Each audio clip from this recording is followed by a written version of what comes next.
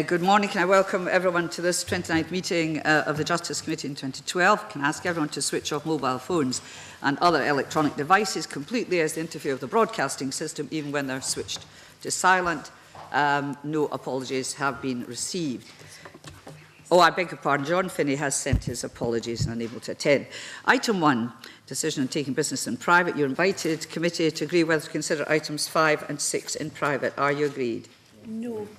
Okay, right.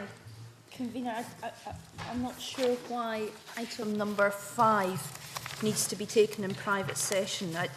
Convener will know I've raised this in committee before, that there is an increasing amount of business going into private session, and I see no reason why discussion of EU issues and our priorities should be taken in private, but should be open to the scrutiny of Parliament.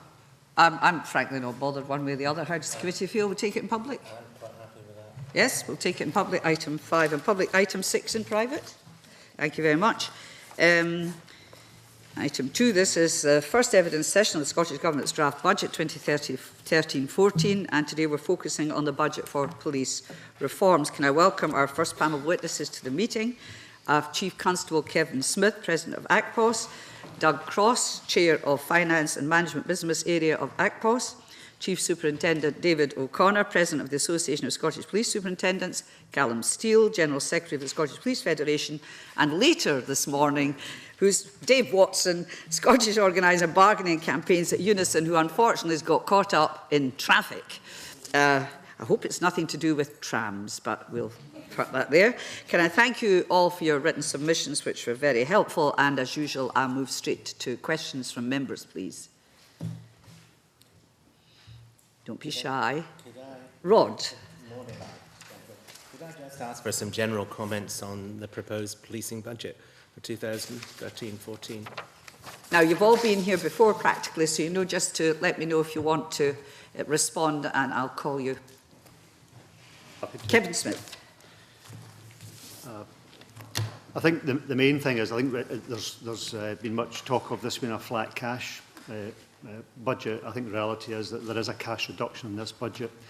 I think over and above police reform, which I think has been fundamental to our discussions over the last year, bring with it challenges.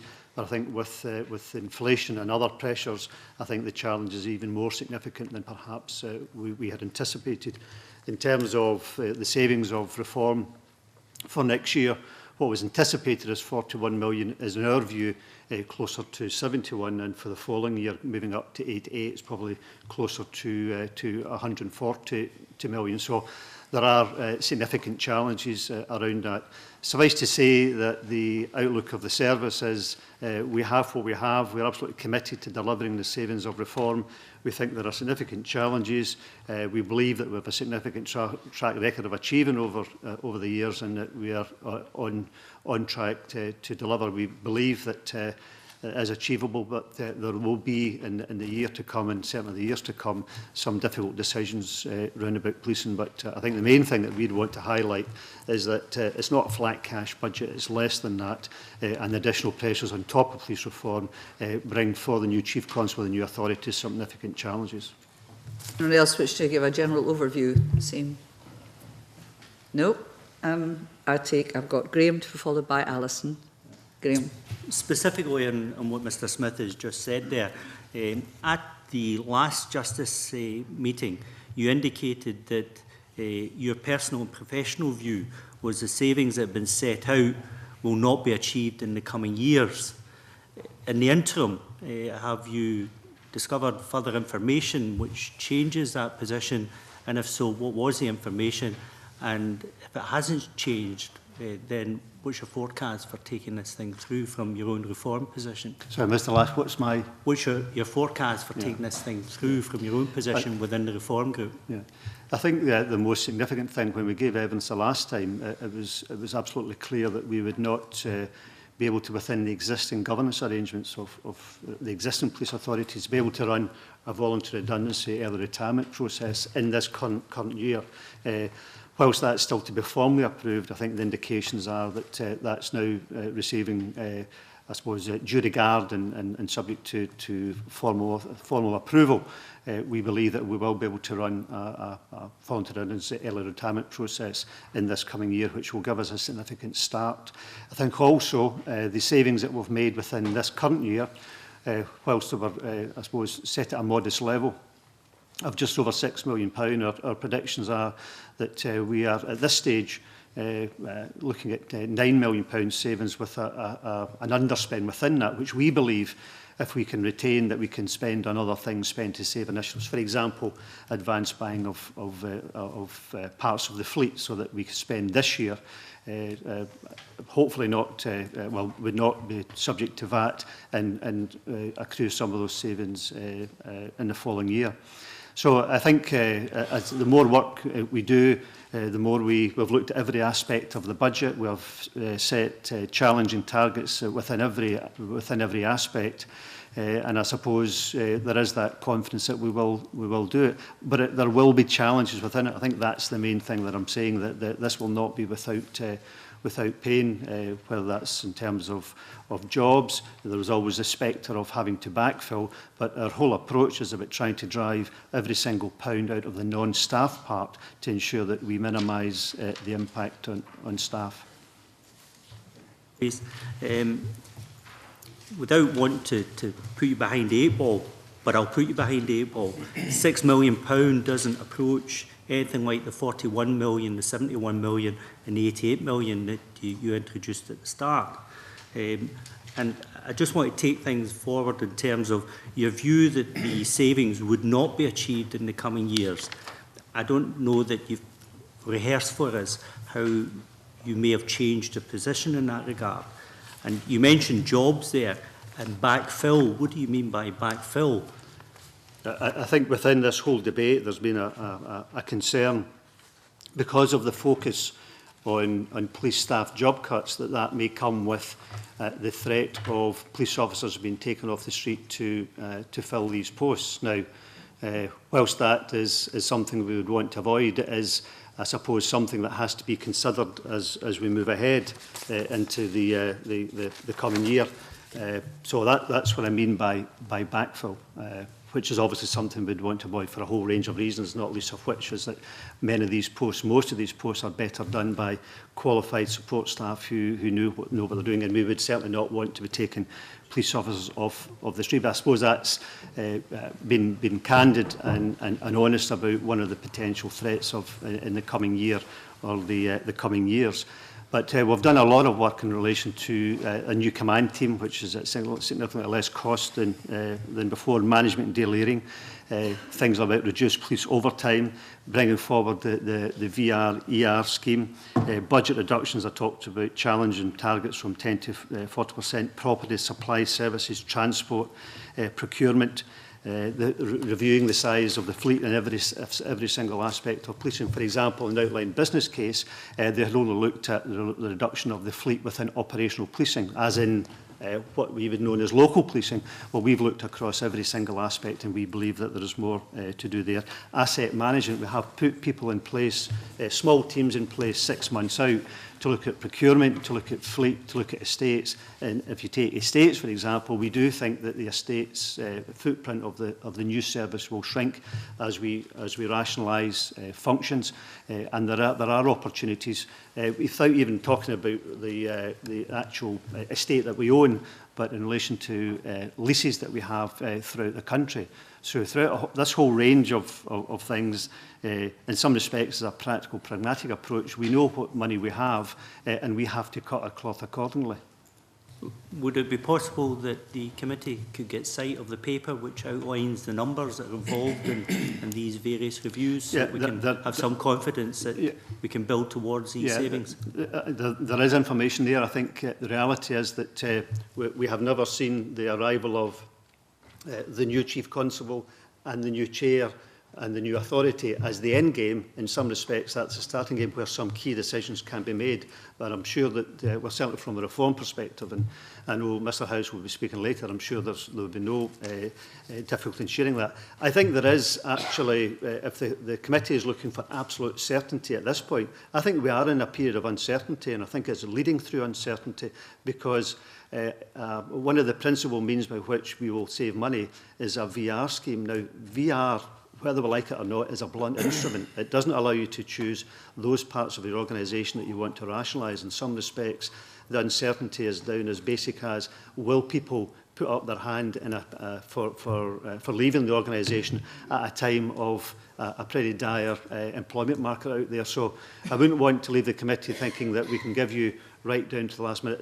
Here is the certainty, because we are leading through a period of uncertainty, not least of which is the constraints on us and how we can manage that budget within police numbers and no compulsory redundancy. If you can share that paper with us, it will give us some understanding of your position. Thanks. And of course we have the Cabinet Secretary next week, so the sharing's got to be quite rapid. Is there anyone else who wants to comment in particular on the panel now? Before I move on, Alison, are you in the same? Yes, it's in the same area, and it's really that uncertainty that we need to explore, I think, as a committee. I mean, the submissions that we've had are all couched in very parliamentary terms, talk about challenges and difficult decisions. I think we need to get in behind what those challenges really are. And I would like to hear all of the panel's view, if possible, and what the likely impact of those difficult decisions that you've mentioned will be. I mean, the double whammy of management delayering and decivilianisation at such a high speed, I would like to know what the impact of that would be. I mean, can you give us guarantees that the hard-won prizes of lower crime figures wouldn't be affected by that? The last sentence you said there. Yeah, well, I'm looking for some reassurance and around about the hard-won prizes that we've had on lower crime figures. Are those going to be impacted by these rapid changes in I suppose as we move from the existing arrangements into the new service, the one thing we are absolutely handing over is record levels of performance. There are a huge range of things at play in terms of why crime is at this rate, and hopefully, in my view, much of that is down about good policing and the service that we provide. So it'd be wrong to say that with that there are any guarantees other than the whole service is behind the continuing of those high levels of performance. I think the fact that we are maintaining police numbers will be a key component of that, but in some respects, if the job cuts in relation to support staff gets to a certain point, then you have the risk of backfilling. And also, there are many members of support staff who play a critical part in crime reduction, crime detection, whether it's from forensics or analytical work and so on. So I don't think anyone can give the committee guarantees that the crime will remain as it is, because there are so many factors. But what I can do is give the commitment of the service to absolutely keep driving the performance that we are doing. In terms of the convener's comment about some of the submissions, hopefully in ours we actually did try to give you hard facts, and the numbers are there about the nature and the extent of the challenge, and I suppose we know what that is, and we have through a whole component of factors now looking to drive that out. But it doesn't come with certainty, it comes with uncertainty, as I said, not least of which is because a VR process is very dependent on who within the service decides that they want to take advantage of that. Alison, are you happy? You want I would be interested to hear from other panel members, yes, particularly Unison. Wait a minute, who's indicating? David Connor, followed by Dave Watson. Thank you. Convener, if I could just say, in terms of building on what Mr Smith has said, I think the service has to look at all the alternatives in terms of exploring, assessing and prioritising where savings can be made, as opposed to reducing posts and making changes that affect people. And I think that's got to be one of the key priorities as we actually go forward. We have got the budget, we're talking about the budget, we're moving towards the new single police service of Scotland. It will go live in April next year. There is an evolving model for the new police service of Scotland, and we've got to try and bring all that together. We've got to look at the new model, look at striking the balance, as I've said before, between police officers and police staff. That's currently work in progress as we actually move forward. Operational policing works across Scotland because it gets support, and it gets support from highly experienced, trusted and valued members of staff. And I think we've got to make sure that you know, we have the right balance of police officers and police staff as we go forward. Mr Watson, Dave Watson. Yeah, thank you. And welcome. It wasn't the trams, was it? No, I'm afraid not. I could have done with a few more police traffic officers this morning, I think. But I think I'll highlight that that particular point as I make my issue. Thank you, Convener. I think you know, the phrase challenges has been used many times, both in the written and already today. And I think for any new organisation, the savings targets would be pretty challenging. The problem here is that the new SPA is not a normal savings target, because it's essentially got another target, and that is to retain 17,234 police officers. What USPA is? Sorry? USPA, you said something? The new No, the USPA. New SPA, oh, I thought there was another acronym. Yes, you had me there as well. Yeah. Yes, yes. So the NSPA, I suppose you should call it. Yes, that's right. Yes. I have a cold. The hearing is not quite That's all what right. it was No, today. that's no problem. I'm probably just catching my breath as well.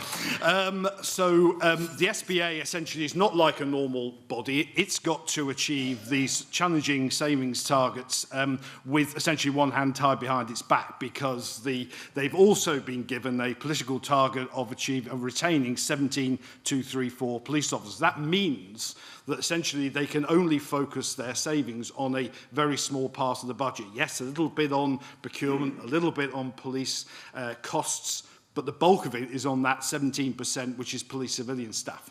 And that's the difference between this savings target for the SPA and any other body in Scotland at the moment. Now, when you look at the current plans that ACPOS have been putting together, I think you know they've rightly set out the options there. It has been argued that somehow great chunks of these savings are going to happen from the economies of scale by bringing together a number of police forces. However, when you look at the actual savings, they're actually relatively small, and experience teaches us that they'll actually in reality probably be even smaller. Where the bulk of these savings are happening are in operational police staff roles. You can list them off. It's essentially in front office, it's in the control rooms, it's in the custody suites, and in many other areas. And the only way that's going to be achieved, as is perfectly clear in the documentation, is by substituting police officers for those police civilian roles. And that makes no sense on two grounds. One, on operational grounds, because this is not what police officers are best equipped to do. And secondly, it makes no sense in best value terms, in terms of cost. And remember, that is something that you rightly passed and put in the Police and Fire Reform Act, the requirement for best value. So essentially, the SPA, the challenges would be easier for the SPA if they were freed up from that political target and allowed to set the right balance of staffing between police officers and police staff. That they're not essentially being allowed to do because of that direction, and our plea would be that they'd be freed up to make that decision themselves. Thank you. Are you further to say? Can a couple of points. Is the panel agreed that that would be the single biggest change that would help smooth this transition? That removal of the need to ring fence the police numbers? No. I mean, there is a reality about the way in which the financing of the police service takes place, and there is an absolute reality that the budgets across all areas of expenditure are shrinking. I mean, I absolutely agree with Dave Watson when he said that one thing that we could do with more of is more police officers. You just give a classic example when he came in this morning for traffic, for example. But there is a real difficulty here in the police service, in that what we have just now is we almost have the situation where Dave, on behalf of his members, advocates that there should be fewer of them lost, and I, on behalf of my members, advocate that none of them should be lost. The last thing we want to be doing is getting into whose job is more important than someone else's. Because when we look at the police service, we know that there is this mix of individuals that deliver a fantastic service to the public.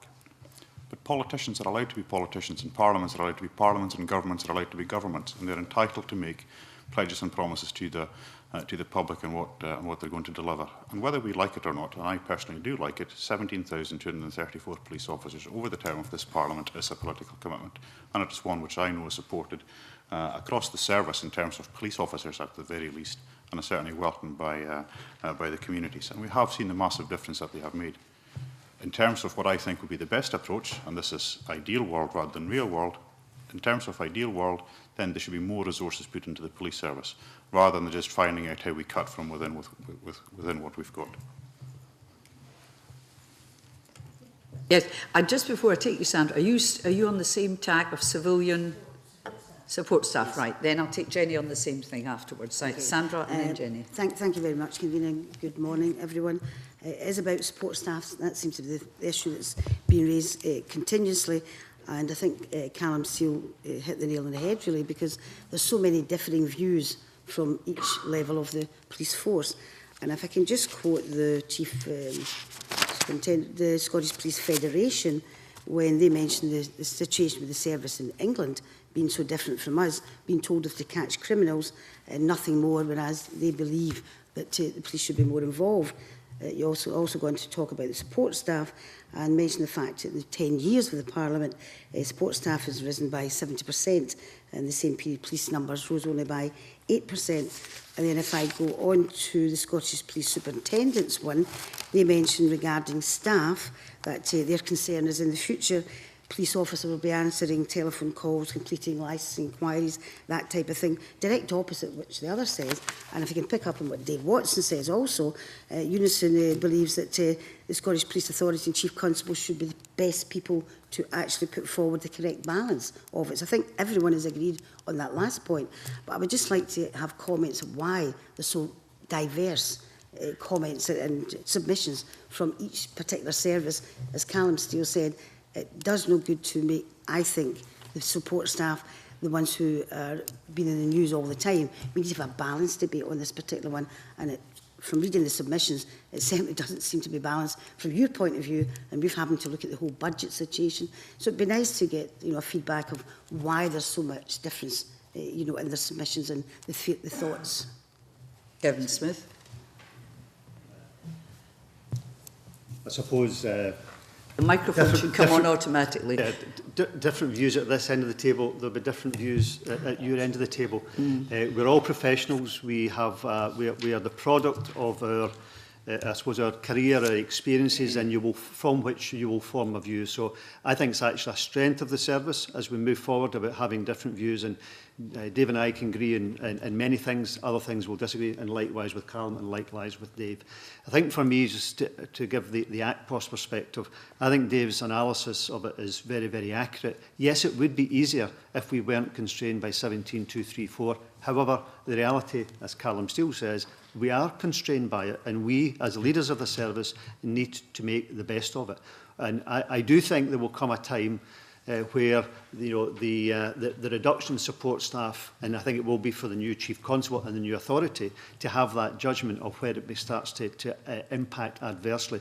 And all I've asked for throughout my time, the last year, 18 months in reform, is as we get through that forum like this and within government, have the mature debate for the future about what the best balance of resources for the Scottish Police Service and not simply to continue to be constrained by the number. And I think as we go into the first year, I think we will start to get some indication of the impact on our colleagues within support staff, but also, probably more importantly, the impact that has on service delivery. And it's to ensure that from the service perspective, government, but all parties remain willing to continue to have a mature debate about what the best model, what the best blend is for the future. But I think that is a debate not for today, but is a debate for perhaps at this point next year when you're starting to assess how is the first year of the new service gone. David O'Connor, please. Yeah, if I can just build on a point I made earlier on, the evolving policing model for Scotland. You're clearly aware that part of the savings will come through management delayering. Now, there will be a hope and anticipation that officers who are out there delivering a service in communities, the numbers will continue to remain as they are. But I have to say that, the Chief Constable and the convener of the Police Authority, as they work towards this policing model, I believe, need to consider the 17,234 in light of the police staff numbers. And, you know, there is a view among some of our members that the 17,234 actually puts the Chief Constable in a straitjacket. Don't get me wrong, I would never advocate for a reduction in police officers, never. But I sense as we actually go forward, part of that the Chief Constable must be empowered to look at that with the convener and to strike the right balance for the people of Scotland. Yes, Mr. Dave Watson. Yeah. Yeah, I mean, obviously there will be differences, particularly between Callum and myself. Clearly, if police support staff were ring-fenced in numbers, then I would probably be as happy as Callum is, and that's an honest situation that we're at. But yeah, when I talk about extra police officers, including this morning, I mean them actually in operational roles. I don't mean them sitting doing jobs done by police civilian staff, and I think that's the key issue for it. We also need to, comparisons are made with England and Wales, and I think we also need to recognise that actually Scotland already started behind the ball. We've always had less in ratio terms police civilians in Scotland than they have had in England and Wales. And that's because of improvement reports, independent reports done, which have analysed the facts and said it is more efficient, more effective and better for the operational delivery of police if we get the right balance of staff. In other words, civilian staff doing civilian roles, police officers doing police roles. And that's why I think it may be a direction, a political direction, but the solution to that is here in Parliament. It's not, the Chief Constable doesn't have any say over that, but you do. Right, I'm going to move on. No, I beg your pardon, I'm missing somebody. Callum, thank you. Callum Steele, yes. I mean, in many regards, unsurprisingly, Dave is correct on the solution lying in Parliament. But I don't think it's just a case of examining the Justice budget in its entirety and saying whether what we're doing with it is the right thing or not. I think I highlighted in a previous session of the Parliament the amount of scrutiny that Justice gets in the Parliament by way of written questions, the number of times police and policing and law and order features in debate. And despite policing and justice and crime only being responsible for a tiny proportion of the overall spend within the Scottish Parliament, it disproportionately makes up for the time and question and scrutiny that's applied to it by politicians. Now, there is the obvious difficulty then as to where you transfer funds and cash from, and whether we want to have a situation where more money is expended on justice than, say, on education or health, which is obviously not going to happen. But it does seem to me that there are political decisions made across the spectrum when it comes to various areas of expenditure, and they include health, education, not just in justice. Right, I haven't missed anybody this time. Jenny, you're on the same tack. Rod, I'm coming to you. Are you also on civilians and civilian? Trying to raise questions about voluntary redundancies, but I know we'll come to that next. Yeah. If we do, you're first on civilian, and I do hope somebody's going to ask about funding, conflict between national and local funding. David, I'm looking at you. Okay. Yes. Thank you, Convener. Okay. Chief Constable Smith, when you were discussing backfilling in answer to my colleagues, you described it as there's a risk of backfilling and there's the spectre of backfilling. Could you give me an indication of the extent of backfilling across the country? As we move into the new service, I don't think so. I think it would be, it's a bit like, you know, how many jobs are we going to lose? I think it is, at this point, speculation. I think the point we want to get to is about making decisions, being clear. I suppose the basic thing is, until people actually raise their hands when we put out a VR process, until then it's very difficult to assess what jobs will be lost and then which those that you might choose to backfill. Clearly, what our preference would be is to ensure that those jobs that will be lost are jobs that we don't assess will be part of the new service, and to avoid areas where there would be an auto backfill. So, for example, you might have a lot of people interested in voluntary redundancy who are in places like control rooms, contact centres, custody, front counters, those operational roles. And clearly, I suppose our first cut would be to avoid these jobs being lost, because they would be very high in the list of ones that would require backfill. So, until you get to the point of knowing exactly what jobs and who's volunteering to go, it's very, very difficult to assess. And I wouldn't want to just throw numbers in, because I just think that's unhelpful. But what I am saying to you is that it is absolutely part of our thinking about the risk for this, because I don't think we want cops in off the street unnecessarily. But until we get to the detail of that, which will only come once we advertise the VR scheme, it's a bit of an imponderable just now. I mean, I raised a document with the First Minister at First Minister's Questions 3 weeks ago, a document that I believe was written, or partly written by yourself, that looked at hundreds of police staff posts to go. I mean, is that correct? I think it's absolutely critical to point out that that document was not about any decisions that had been made. That document was, I think, what people would expect us to do, to be exploring every single possibility, some of which are unpalatable, but these were not decisions. These decisions are for the new Chief Constable to take, and in some cases for the new authority to take, but they were at a point in time things that we were having to explore across a whole range so that we could give the new Chief Constable some options. But these were not decisions that had been taken then, and for most of them not have they been taken at this point. So until we get to the point of these decisions being made and knowing exactly what the situation is, it is pure speculation on how many will have to be backfilled. So it's a speculative document, yeah. And it wasn't a speculative document. It was, I think, what people would expect us to look at every single aspect of the of policing and to come up with options, some of it based on the government's outlined business case and what it would mean.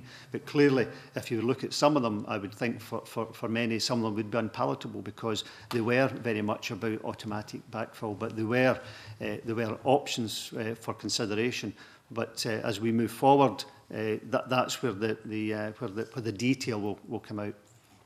I have another document in front of me, a leaked savings document that talks about where savings could be made in the police force, and it talks about the potential buyout of terms and conditions for police officers, and it talks about the standardisation of terms and conditions for police staff. Can you elaborate on that? If you take the second first, the standardisation of terms and conditions for police staff, about 18 months ago, existing forces or existing police authorities were in negotiations with the trade unions about, I don't think it was standard, I think it was probably called modernisation of terms and conditions. And that essentially was round about weekend working, shift allowances and so on. And the proposal from the police authorities was for our staff to move to terms and conditions more akin to what local authorities, for example, were paying as part of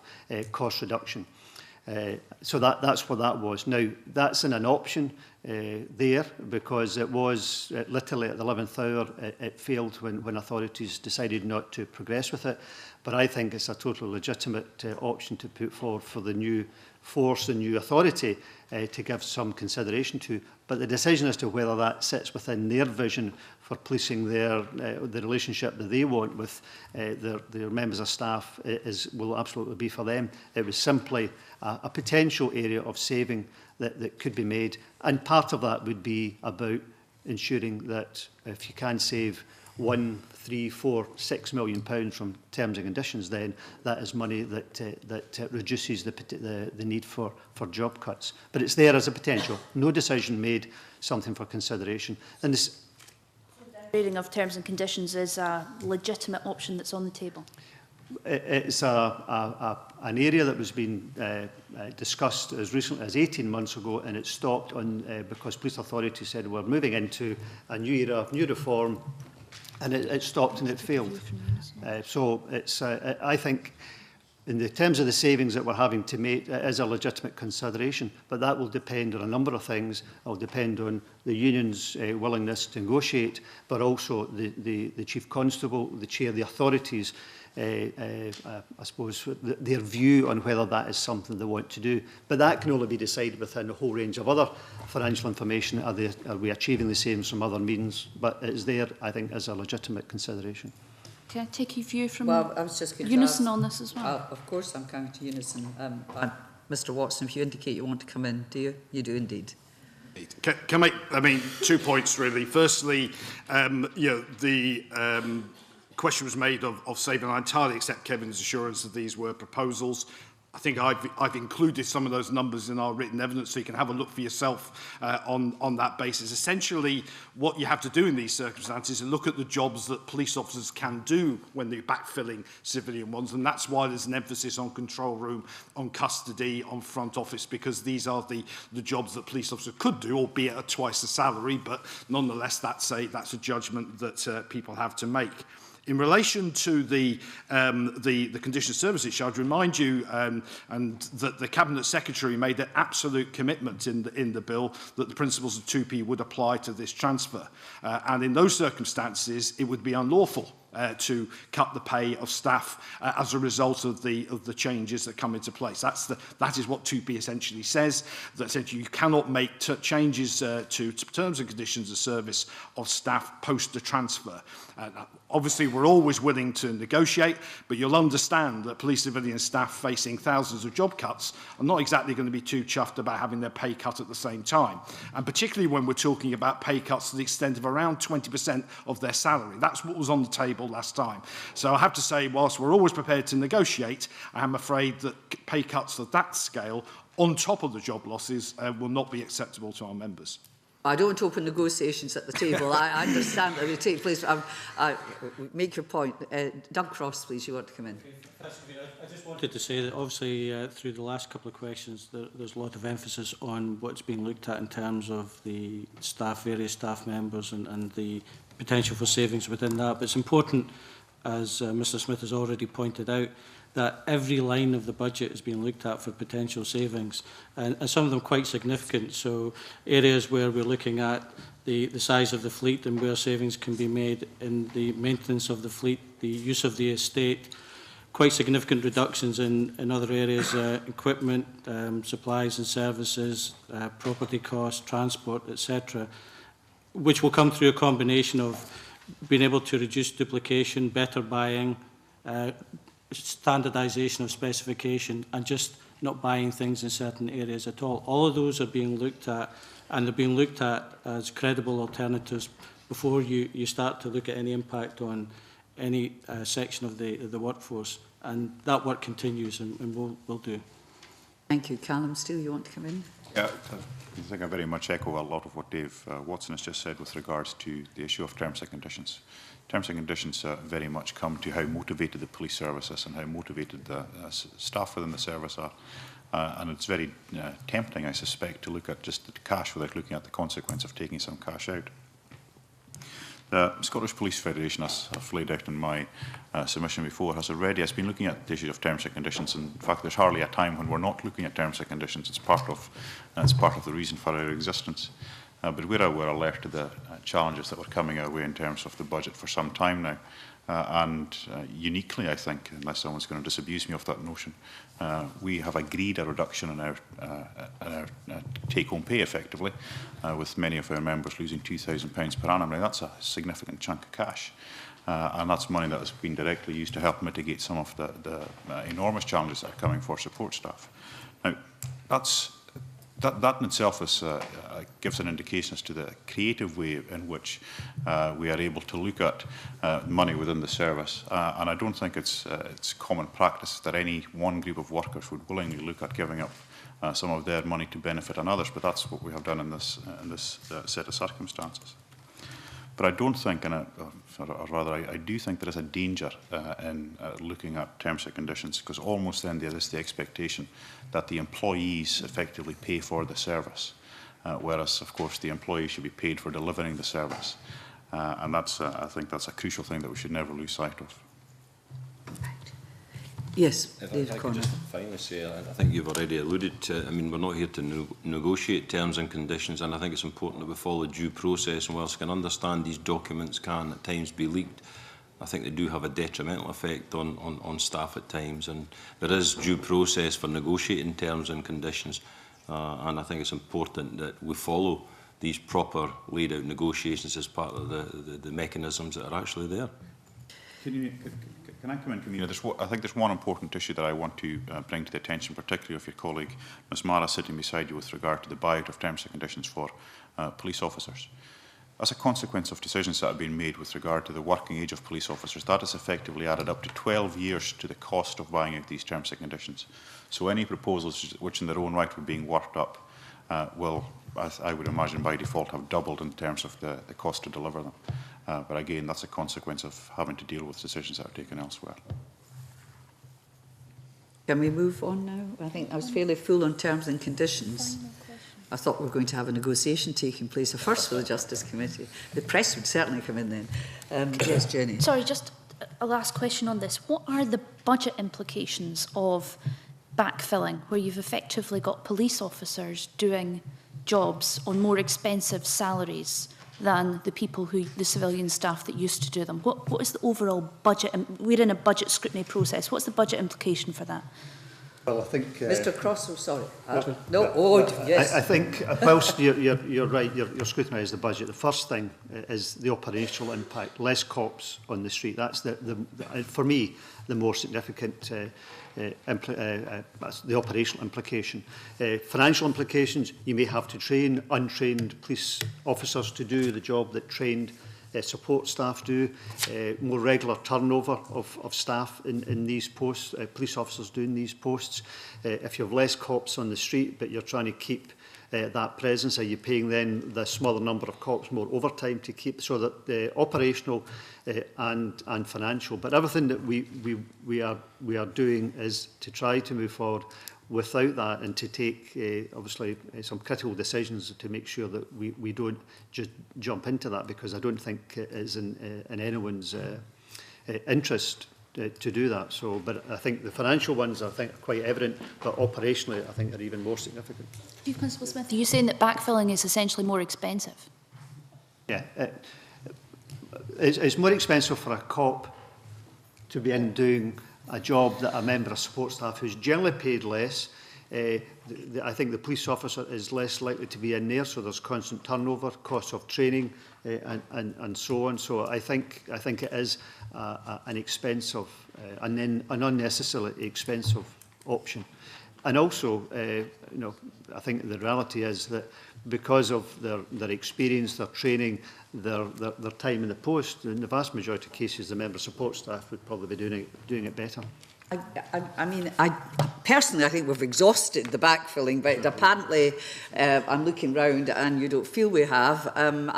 David Connor, you want to come in there first? Yeah, just building upon that. I mean, there is no doubt that some police officers could backfill and perform some jobs.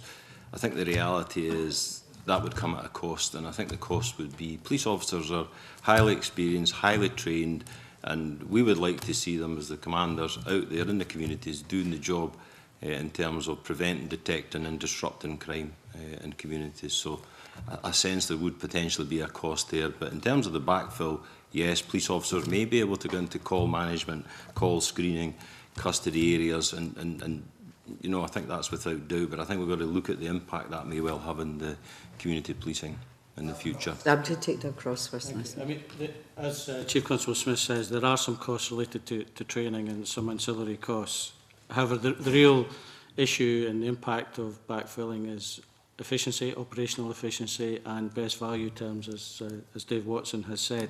In cash terms, in terms of a budget, actually you can operate by backfilling because you're funded for 17,234 police officers, and if you utilise them in non-operational roles, then you can operate within your budget in cash terms, but it's not the most efficient and effective way of using your resources.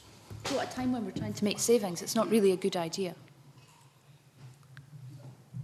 I don't think anyone here is saying backfilling is good. I'm not saying it. I think actually, if we continue, whether it's next year or into the following years, it might become a necessary evil to balance the budget. But I don't think anyone from the service and from any of the staff associations or the professional bodies would be advocating that we want to backfill. But it would be misleading of me to say to the committee that it is not a distinct possibility. in the coming year or years. I'm being advised by my deputy convener here that she ceased questioning. But it's not that I want to clamp it down. I just think we've pretty well aired it, frankly. I don't think any of us think that backfilling is a good idea per se. Obviously, you want to use people where their skills are appropriate, where their experience is. I'd like, because there's other issues to touch on. Now, Rod, you're going to do something different, I hope. I've got a short question. A short question for Kevin Smith and a short question for Dave Watson, and also a question for Ms. David O'Connor, if I may convene it. I'm in your hands. I've obviously got no power whatsoever. If I just wind back quite a while to, we were talking about voluntary redundancies, and I've heard what's been said previously about that, but just for clarity, Mr. Smith, when you gave evidence before the committee at the end of February, at that stage, we were working on a figure for voluntary redundancies to the end of 2013-14 of 1,134, I think, or thereabouts. Would you care to speculate, in light of what you said previously about voluntary redundancies, is that figure still a figure that you can live with, or have you changed your mind on that? I think the appropriate, it's not the number, the word you use, to speculate. I think, you know, as we've gone through this, I think that's the risk, that we do speculate and we do set hairs running and we cause further anxiety. I think where we are is about trying to drive out as much savings as possible through the non-staff part. And until we actually go into the process of the VR, the voluntary redundancy early retirement process, which is still going to be approved by the authorities, the new authority as well, and negotiated with the unions. Until we get into the reality of that, then it's very, very difficult to come up with a precise number. It's fair to say that with the savings, and you'll have to look at the outline business case, they will be significant. But I think what I'm trying to do, I think what we're all trying to do, is avoid speculation until we get into the real detail of what the budget's actually going to be. But there will be a significant number. There's no avoiding that. Mr. Watson, in February also you talked about 600 job losses if the VAT exemption were not granted. In your written submission, that's gone up to 800. Could you just clarify that? The 800 actually comes from Kevin. So it came from a paper that he put to the committee. So it was actually that number's there. Obviously, the VAT exemption, as we predicted, has been lost as a result of the way the police force has been organised. And clearly, that has to be paid for in some way. I've noticed that police forces are now trying to sort of proposing buying things now before the 1st of April to save on the VAT. We can't do that for very much longer. So yes, I think the VAT issue is still a big chunk of cash to be found by the Justice budget. Mr. Smith, you can comment on that. Yeah. Just to clarify that. It seems to be lots of my documents have been used here. That was a point in time where there was uncertainty around about the VAT situation. And that was our projection, that if VAT was an additional liability, I think it's been made quite clear, and my finance people give me the confidence that the VAT has been included within the budget settlement, so it should not add to further budget savings. There might be something at the edges depending on what the VAT liability is, but that whole chunk of something in the region of 22 million, we've had it shown that is included within the budget. Mr. O'Connor, you talk in your submission about the promotions that have taken place this year, which you describe as concerned by Chief Constable's apparent unwillingness to act in a collegiate fashion. Could you just seek to clarify how many promotions are we currently talking about?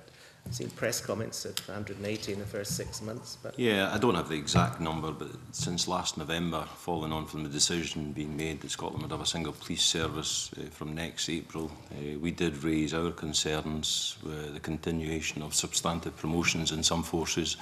And whilst accepting there may well be an operational need within some forces, we believed at that time that a moratorium should be brought into play to bring a halt to substantive promotions, and any promotions that were to take place should be done on a temporary basis, and when we move into the new service, and again harping back to the new policing model for Scotland, the Chief Constable would look at the ranks, particularly superintendents and chief superintendents across Scotland, and we raised that really with a view to preventing any problems further down the line. What's the financial impact you would assess very roughly? Well, I mean, much will depend in terms of the new policing model and number of superintendents, chief superintendents, and indeed senior officers that are included in the new model. I mean, we've already talked about, and you've probably read about, the management delayering, and that will no doubt lead to some reduction amongst my membership. But it's just as we move forward, the bigger concern was that when we move into the new service, the superintendents and chief superintendents across Scotland would have a role to perform in the new service. Anybody else want to comment? Yes, on that? well, I wait for people to really indicate rather than, yes, Kevin Smith. I mean, I've a great degree of sympathy with David's position. We agree in most things. This is probably one area where we found it difficult to have that common ground. You know, chiefs acting in a collegiate fashion, the reason why we're making the savings in this year, the reasons why we have put so much resource into reform is because chiefs are working in a collegiate manner.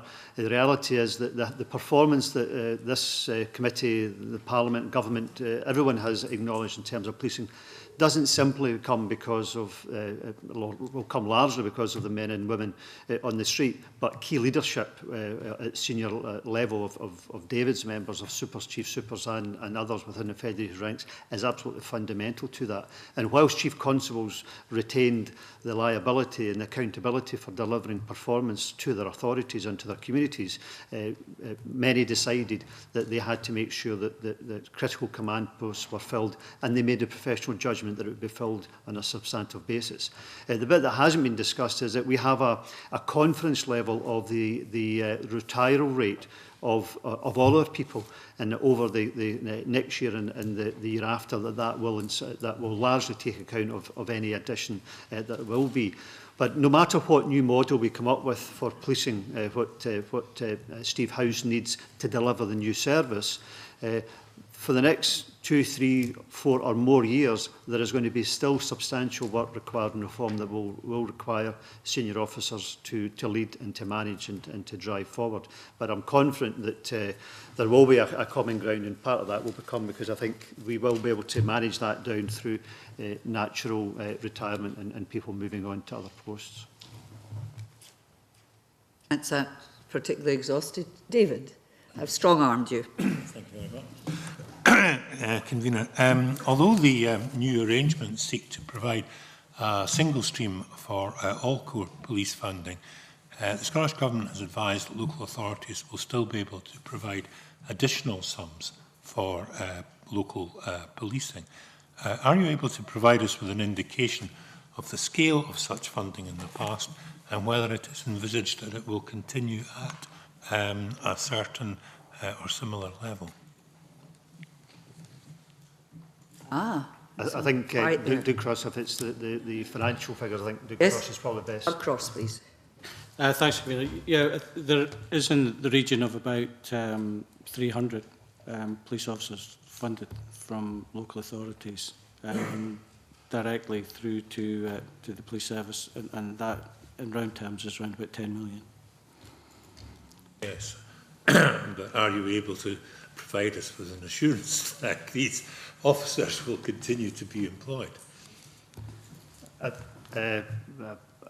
I can hopefully give you a degree of confidence that what we hear is that people are happy with the service. Again, these numbers are not entirely, but largely made up within Glasgow and the Strathclyde area and in Edinburgh and the Lothians area. And at this stage, there appears to be a commitment to continue with that. I think part of what we will do is about driving that forward and seeking to continue with it. And a lot of that will depend, I think, in making sure that we can evidence to these authorities that these are additional to what the core provision is, and making sure that they continue to provide for these communities. But all the indications we have are that people are confident in the policing, they're getting the additional levels of policing.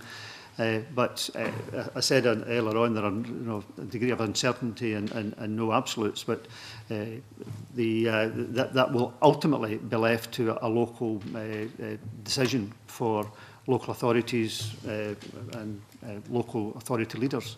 But we hope to continue it. Alan Steele. Excuse me. And this for me is one of the greatest arguments as to why I think police reform was the right way to go. Police resources should go to the areas that need them, not the areas that can afford them. And I do think that for however nice it might be for a relatively well-off local authority to put its hand in its pocket for more police officers, that in itself is also restricting the ability of the Chief Constable to deploy resources. But I do think that there is an opportunity here for police authorities to try, or for local authorities, sorry, because you don't have police authorities anymore, for local authorities to at least put their hands in their pocket and bid for the providing and the locations for members of support staff. Because a lot of what the support staff assistance provides is not necessarily required on location. And if there is a real belief, and I think that belief exists, that support staff do provide that valuable service, then I think a simple slight change in the focus and bidding for having the locations of support staff services in local authorities would be something that would be very useful indeed. You just unravel that a bit for me, because I'm trying to follow this. At the moment, what will happen, well not at the moment, but what will happen is that there will be core funding for policing throughout Scotland that will be paid over centrally. But additionally, local authorities can put a little bit of their own money into it and say, here's my bit and I want so many police officers for that money. Are you saying that instead of doing that, they could put their hands in their pockets, local authorities, and say, I want this for support staff? That's oh, I understood. That's good. It's a good way to get to it. Yeah. Right. But before I go, how can they be guaranteed that, I mean, it's like buying, isn't it? It's like purchase. So how can they be guaranteed that if they put the money into the big pot that they're getting back what they paid for? Well, I mean, I'm not the authority on guaranteeing anything except 17,234 police officers, perhaps. But I do think that there are opportunities for local authorities to develop centres of excellence in much the same way as we've seen taking place across Scotland in a variety of different fields over years. Yeah, I'll let Mr Watson in. Are you going to follow up on this, Graham? David's yes. Still in here, though, by the way. You're out now, right. Who have I got now? Who have I got now? Who's wanting to speak on this? Dave Watson, then I'll let the committee in. I mean, I think it's an interesting idea. I think the difficulty, I mean, remember that funding stream was actually left in because the Scottish Government officials thought this is how we're going to get around the VAT problem. Of course, it turned out not to be the case, and as we always thought, the Treasury would never buy that as an argument. The difficulty, I think, is that local authority budgets, as all of you know only too well, are not exactly looking rosy at the moment. Local authorities are publishing cuts programmes at a huge scale, consulting with their local people. And I think the difficulty about saying, well, you might want to fund support staff, I think there's a very logical argument for doing that, and Callum's right, and that is you say, well, actually, if you fund X number of support staff, that releases more police officers to be operational. I suspect, however, a number of councils at local level will need some convincing of that linkage, whereas at the moment they can say, we've got a real problem in Town X on a Friday night, we'll put some money on the pocket chief constable if you guarantee us an officer on that Friday night in that area. And I think that's the link that local authorities see for putting additional money, and when budgets are very tight, I think it's going to be difficult to achieve that. Does anybody else wish to comment on this? David O'Connor. Yeah, just a final point, and it's obviously something the service will look at as we go forward in terms of how we can share police staff with other agencies and local communities. And you know, we've always said that police reform should be the start of public sector reform, and obviously, you know, if there's going to be further reform within local authorities, then we should maybe look at ways that we can actually share police staff roles within local communities, because I'm quite sure there will be many opportunities there as we actually go forward. A point of information from Mr Cross. The additional funding that David McCletchie alluded to earlier for around 300 officers, does that mean that we have 17,234 officers funded, and in addition to that there's another 300 officers, so it's 17,534 officers? There are varying positions across Scotland. The 17234 came in at a point in time, and some of the officers that were being funded at that time. Some of the additional officers came after that date of 1st of April 2007, so there's a mixture between those which add to the total of 17234 and those which maintain the 17234. Again, just so I'm clear in my own mind, in the event that local authorities indicate that they're not prepared to fund additional officers, does that mean that the service will have 17,234 officers, or does it fall below that level? Depending on where those funding arrangements came from or ceased, then potentially there may be an issue there about the ability to fund the 17234 officers. But the majority of them are above the 17234. I feel like I'm in an episode of Come Dancing. But I think I know what you're saying. Yes. Can I also add that I want to... Yes, Minister, more than come dancing, frankly. Can I also add that there was an allusion earlier to a mature debate, and I've got to say that at an earlier hearing of this committee, I found that the contributions were far more coy in the way that there was responses to the impact of current reform, and I'm pleased that there's a bit more honesty in the way that these reforms are going to be dealt with. I think that, in coming back to the point that Sandra White made earlier about the 70% increase in staff numbers, would Mr Steele agree that that 70% rise commenced at a time when there was virtually no civilian staff within the police service in Scotland, and that the civilianisation programme was designed exactly to put police officers where they were wanted on the street? And the blanket sort of coverage of the comparison between 70% and 80% might be misleading to those who don't know the picture behind it. The short answer is I don't agree. I don't agree, no, because there were some significant numbers of support staff in Scotland. I don't have the figures immediately in front of me, but from recollection, it was around about 3,500. So you know that is not virtually no civilianisation. I am reluctant to get into a position where we trade what police officers can do as opposed to what support staff can do. I think that is very unhelpful. But as a blanket provision, I do not accept that there are roles that are more expensively performed by police officers if members of support staff are taken out of them. And I just don't think that this... I want to go with it's just to clarify the position about the numbers, the 70% rise. I think I know, and I can get the figures if you want them. It came from a virtually zero start, where police officers were quite largely utilised within headquarters and other posts.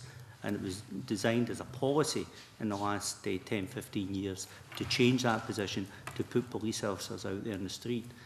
And I would acknowledge too that your presentation today is a deal more sympathetic towards co-workers within the police service than was the case at the last meeting of Justice Committee. I thought the two of you, Dave Watson and Callum Steele, are getting on a bit better, but there we are. Very much so. That's a point I'm making. Can I say, no, I meant personally as well, can I just say that for clarification, I don't want to go down, I don't think the committee wants to have, police officers versus civilian staff. They all have merits, and we know that. But just to clarify perhaps the stats, which you went back 10 or 15 years. Now, if you can't do it just now, it'd be very useful if you just wrote to clarify the position a decade ago and as we move forward now. If you can do that right now, Mr Watson, that's fine. The key point to look at, I mean, I've been representing police civilian staff for about 30 years, and I can remember going into divisional headquarters where hordes of police officers filing, typing, and doing all those jobs. That changed, and that's the big growth of police civilian staff over the years, plus a whole range of purely civilian functions like forensics, forensic accountancy, a whole range of specialist jobs where civilians were brought in because of their expertise. The key figure is what's the ratio of police staffs to civilians. If the plan as it's currently put goes ahead, by my calculations, we'll end up at about 15% police staffs. That would be about half in England and Wales, to give you a flavour of it. And by the way, crime fell in England and Wales last year by 6%. Well, there we are then. Sandra, sorry, I just feel I'm recycling some material here. I've got Sandra, then Alison, and I'd like to stop at that, if I may, because we've had a good bite at this. Chair, Not old stuff, new stuff, or following up, right? I won't, I don't think rise to the bait is the right word, but certainly the figures I've received is certainly different from Dave Watson's regarding the figures for crime in England and Wales. But what I wanted to ask, basically from everyone, do you think, one of all, the duplication issue, I wanted to ask about that because that's not been raised, it's been raised a couple of times, the duplication issue and obviously the overstaffing in certain areas. But do you think we're ready financially and within the organisations to go forward with the single police force in the timescale that's been given? That's a good one. I'm happy. That's a new one. Now, who's going to start then? Duplication, and are we ready for the new police force? Mr. Smith. I'm in no doubt that we will be ready for the 1st of April operation and organisationally. That's not to say that it's not going to be a challenge, but absolutely. And at our peril, we miss the 1st of April, because if we miss the 1st of April, then savings, we make the financial situation even more serious. So everything we are doing, and a lot of what we're doing, is ensuring that we are not changing the vast majority of policing out there, the important bit that people see getting delivered day in, day out. So absolutely committed to that, and I'm sure that the new service will be. The second part, in duplication, that is a key part of reform. You will not need 8 of me and all the things that exist to support us. I think what I would say is that to be cautious that not everything that our support members of staff, not everything that police forces do, is duplication. There will still have to be across the country people in control rooms, people in custody, people in a whole range of posts. But clearly, one of the things under the new service, we will be able to rationalise to a much greater degree than we have been able to do under the existing 8 forces, plus the SPSA and SCDA. And that's a key component of what we're doing as we move forward. Keep doing things once where we can do it once. Anybody else wish to comment? Mr. O'Connor? Yeah. Then Mr. Watts. I think I've said it before and I'll say it again. Policing in Scotland is performing to a very high level. Policing in Scotland is not broken, so let's not try and fix it too much. I think it's important that we actually go forward and we build on the sound practices that pervade Scottish policing. I think we've been calling for some time for the early appointment of the Chief Constable. Mr. House has been appointed. We're already seeing clarity in terms of the direction of travel. Staff have more confidence in terms of the direction of travel. But I'd also like to thank Mr. Smith as well, because Mr. Smith has been given a very difficult challenge and a very, very tight time scale. Mr. Smith has found himself under a great deal of scrutiny at this committee and beyond over the last few months. Now, the time scales are very tight in terms of introducing the new police service of Scotland. I've absolutely no doubt the service will rise to the challenge and the service will go live. But it's been a very difficult and challenging journey, and I'd just like to recognise the work that Mr. Smith has done. Thank you. Mr. Watson. I'd agree with that. I think in terms of achieving the budget, I think Doug made the point earlier about how the budget can be achieved. I don't think that will be an issue. I think obviously there is some duplication of services, and that will be achieved, but it will take time to achieve that. You don't just create those new services overnight. So sure, everyone will be in place on the 1st of April, but it will take some time to reorganise the services. And it's a very small part of the overall savings picture, as we've shown in our submission. I'd also caution against what's called cost displacement. If you look at a lot of the exercises to actually make the savings here, what you actually find is that there's some cost displacement because you introduce systems like self-service, which actually create additional time for operational staff who have to do the work that was previously done much more cheaply by other staff.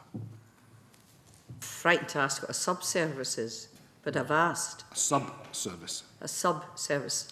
So I think we're missing in translation again. What is it? Have I heard wrongly again? What is it? You said displacement and into sub-service. Self-service. Self-service. Self-service. Oh, dearie me. It's like the supermarket. Yeah. I understand now. It was much more interesting as sub-service, actually. I was just getting curious about it. Yeah. I'm going to move on, and this is the last question. Now, I mean it's the last question, so nobody start putting their hands up. Alison, because it's something new. It's fairly discreet. ACPOS's submission emphasises how the existing services this year have made quite significant changes in order to reduce the budget pressures in the forthcoming year. And you make a point round about any additional reserves that might be generated beyond what had been anticipated, the 36 million that had already been anticipated. And then you make a suggestion that those should be recycled to ease some of the budget pressures. I just wondered if you could quantify that a little bit and perhaps elaborate on that particular point. Well, I'm grateful for you asking. If I hadn't been asked, I was going to seek 30 seconds to make that final plea. If I can just give some more background. The situation, as you know, police authorities, like local authorities, can carry reserves, and that's how we've strategically managed our budgets over the last generation. That is not a feature of the new arrangements, as a consequence of which £36 million in reserves currently held, which had been saved through policing and was intended for capital projects and so on, will now be split between government 51 and 49% to local authorities. We absolutely accept that, and that is a done deal. The situation we're in as we continue to drive savings in the current arrangements for next year is, whether we like it or not, these savings will start to build again. These reserves will start to build again. My suggestion, my plea, and it would be helpful if the committee was minded to make this, at least for government to consider it, is that whatever additional we save on top of the £36 million can be provided to the new authority and the Chief Constable to help strategically manage the budget in what will be a very challenging year.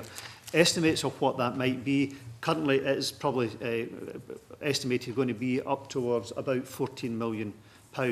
That would be it's money that is being saved by the current service for the new service, and it just seems perverse that it couldn't be passed to the new authority to allow to strategically manage the budget, whether that's investment in ICT, equipment, telephony, other spend to save on initiative. It just seemed sensible. Thank you. Good question, and thank you for the answer. And I'm loath to ask, I'm keeping to a timetable, but if there's anything Emma feels that we haven't aired, such as the final question, which you would have come in, is there anything that you would wish to raise that we haven't asked? So, or have we pretty well gone round the houses?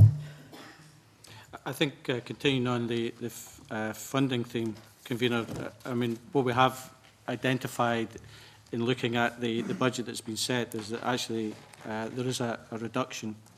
We estimate around about 12.9 million over the 2-year period. Okay.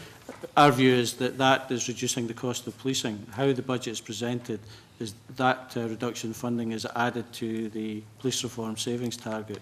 We believe within ACPOS that should form part of the savings target, because that is that reduction in there. And again, that would ease the pressure on the service going forward and allow it to much better manage its budget going forward, and much better manage some of the key and difficult things that the committee have identified, which is about the pace and the scale of the changes and how they impact on police staff and other parts of the workforce. So again, that would be something that we would ask the committee to consider. Well, thank you very much for that point, and that's this concluded this panel. Thank you very much for your attendance. It was very useful, and I'm going to suspend for 5 minutes.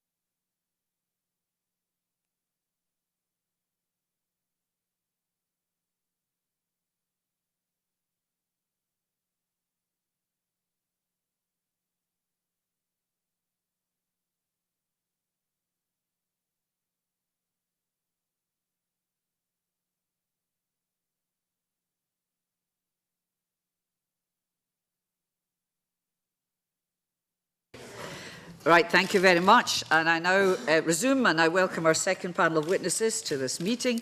Chief Constable Stephen House, Police Service of Scotland, Alan MacLeod, Director of Finances and Resources, Strathclyde Police, and Vic Emery, Chair of the Scottish Police Authority. And can I congratulate Mr House and Mr Emery on their appointments. Whether it's a baptism of fire for you when you get on the go is a matter we'll watch with interest on the Justice Committee. Right, you were in for the last session, I know, so could I just have questions from the committee? You're looking at me as if I'm talking to strangers. Right, it's Graham Day to kick off. Anybody else coming in? You want your name on soon? You get in. Graham Pearson, I beg your pardon, Graham Pearson. See, that cold's gone to my head now. And Rod, you want in now, having rebuked me? No? Sandra White. So, Graham, I apologise. Graham Pearson first. That's all right. Perhaps, and good morning and welcome to the panel.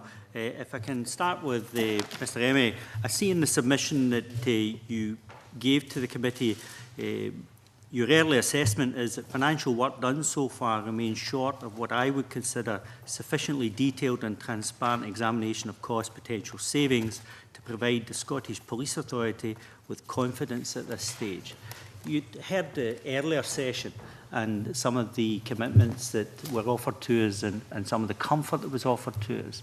You'd instigated a piece of work that you hoped would report, I think, yesterday.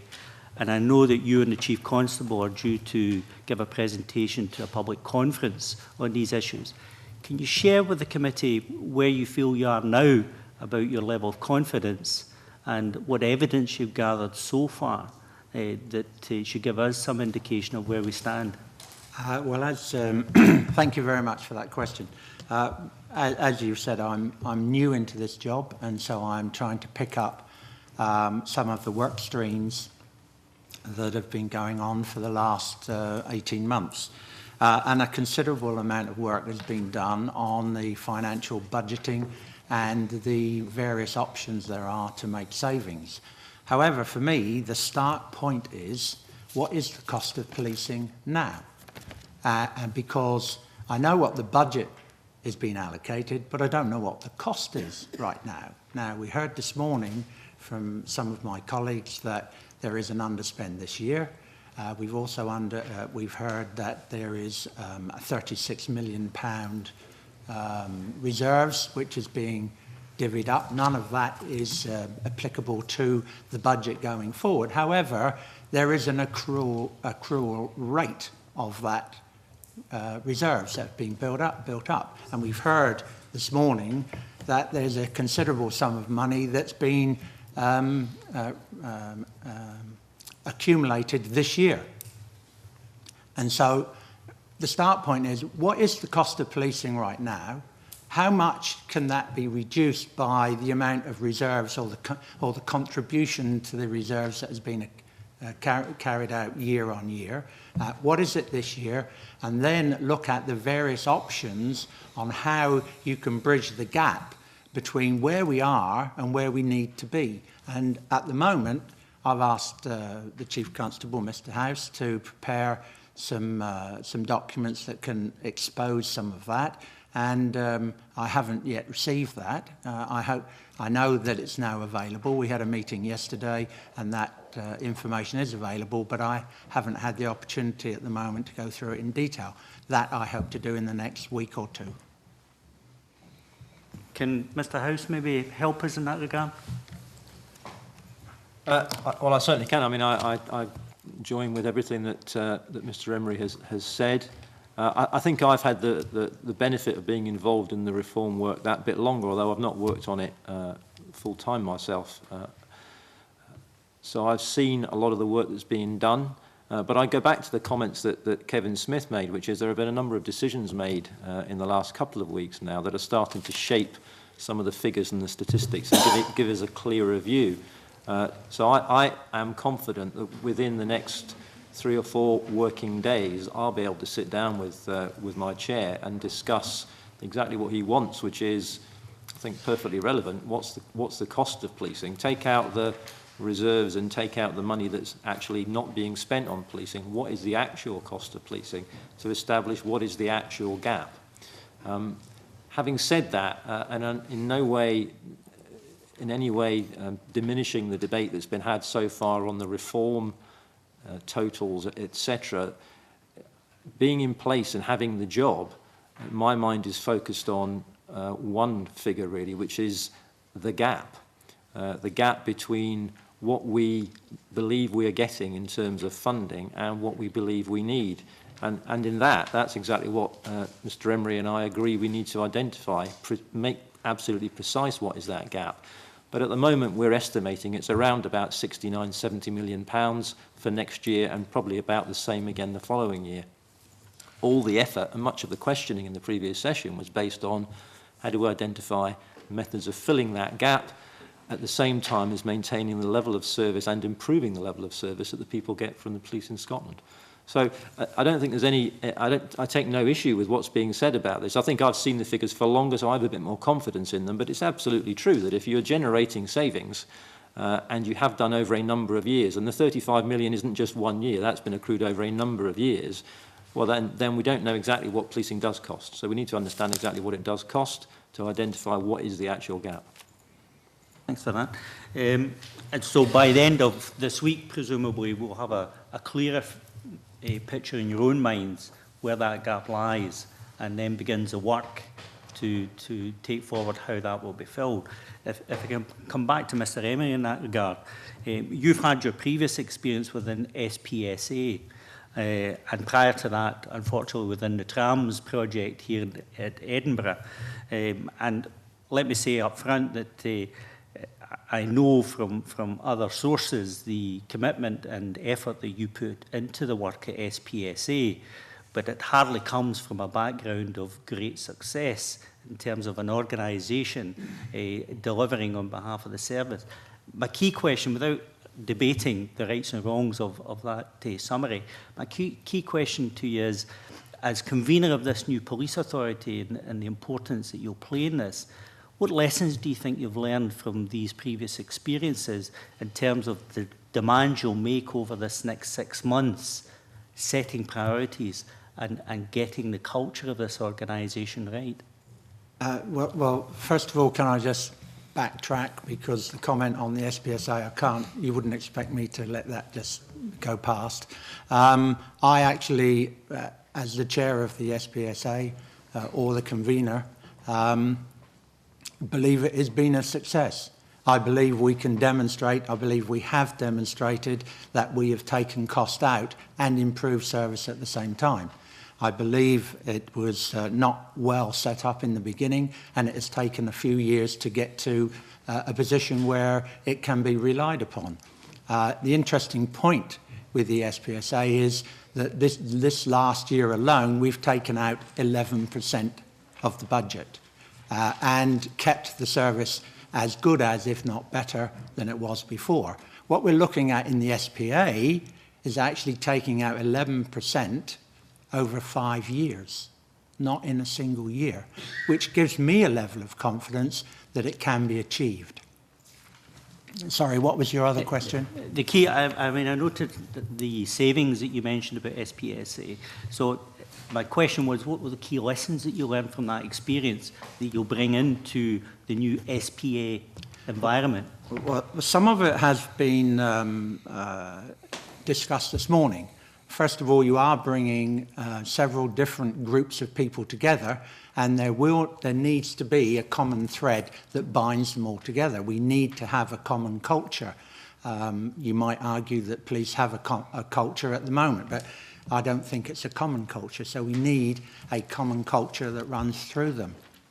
On the police staff, we need a uniform set of terms and conditions.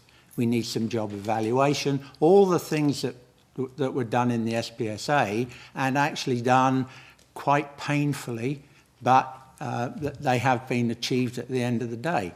And the job evaluation and the harmonisation, as I would call it, was actually done at neutral cost. Now, most people will tell you that they believe that if you do a harmonisation, there's a cost to be added to it. That's not always the case. You can actually do harmonisation without adding cost. Another lesson to be learned is to actually look at all of the options that are available to you. This morning, again, we've heard about the crude measure of assigning numbers of people to budget reductions, and that is not a good way to go forward. You need to look at a best value case. Not all of the police staff are actually backroom staff. There's got to be a good mixture between police and staff, and we heard a bit about that this morning, because some frontline policing is done by police staff, and it's not as black and white as some people are portraying it. So there's a number of lessons, and they start with get your business case sorted out properly. On each of the things that you want to do, what is the business case? What is the benefits of doing what we're doing? What are the damages or the mitigations that need to be put in place? If you look at it at a higher level, we have, well, we don't know yet, but we have a cost of policing that we need to understand. We have a budget that we need to achieve. We need to understand the gap. And the job that the Chief Constable and myself have is actually understand what action plan is needed to deliver the gap between the cost and the budget. Of course you can. Probably for Mr Howes, but you know, if others want to contribute, in deciding how to deal with that gap, how do you balance the needs of local policing with national demands? You use experience, I think, but you also talk to the various stakeholders. As people will know, we will be getting strategic priorities from the Scottish Government. That will convert into a strategic policing plan created by the authority with an input from myself, and then I will create an annual policing plan, and we will make sure that the local policing plans, because every local authority, every local council area will have its own policing plan, they mesh together. Now, what I would expect to see is a very, very strong representation amongst the local plans for every local authority of the local concerns of the public. And the reason I don't think that's an unfair expectation is because that's how Scottish policing works at this moment in time. The local communities are consulted and help create that local policing plan. So that comes up the way, downwards come the strategic priorities. And I do think, although that sounds as though, well, you know, how do you work that out? It's the only way you can guarantee that you cover what the local concerns are, but you also cover key strategic issues which we wouldn't expect local communities to come up with. I've never seen, and I'm sure you didn't in your policing time, a local community have as its #1 priority deal with organised crime. It's just not on the radar, although it may be seriously damaging that community.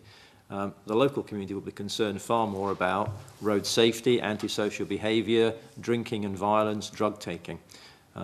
So it's bringing the two together in a way which means that the organisation represents the desires of the whole of Scotland, both the strategic necessity and the local necessity, so that people can live quality of life, but we also take care of the bigger issues which may not be on their agenda, but will impact them if we don't take care of them. Final question. Mr Emery, you mentioned the crude numbers and going forward with the new police authority. Would you see or would you welcome the opportunity at some time in the future to discuss the need to allocate 17,234 as a sacrosanct number that you would need to consider within your budget? Well, I think as we progress, then the 17,234 number is under constant review. However, it is a given going forward. It was a part of the territory that we entered into here, and it is a minimum. And so that for me is a key issue, that we do not go below that number. Thank you. Clear. Sandra, followed by Alison, please. Thank you very much, Convener, and good morning still, I think it is anyway, to you all. I was very interested in what Mr Howes and Mr Emery mentioned about, don't know how much the policing costs actually are and obviously can't see into the future. A couple of questions I wanted to ask is, do you think the proposed budget for 2013-14 is adequate, for, basically going forward, and have you any information to base this assessment on? I also wanted to pick up on what Mr House had mentioned about, and Mr Rennie, about £36 million reserves, is there, and would the implications be that you would be looking for some of these reserves? It's similar to what Mr Cross, was it, basically said, that these reserves, at least half of them, should go to the new authority to enable them to carry on with their work.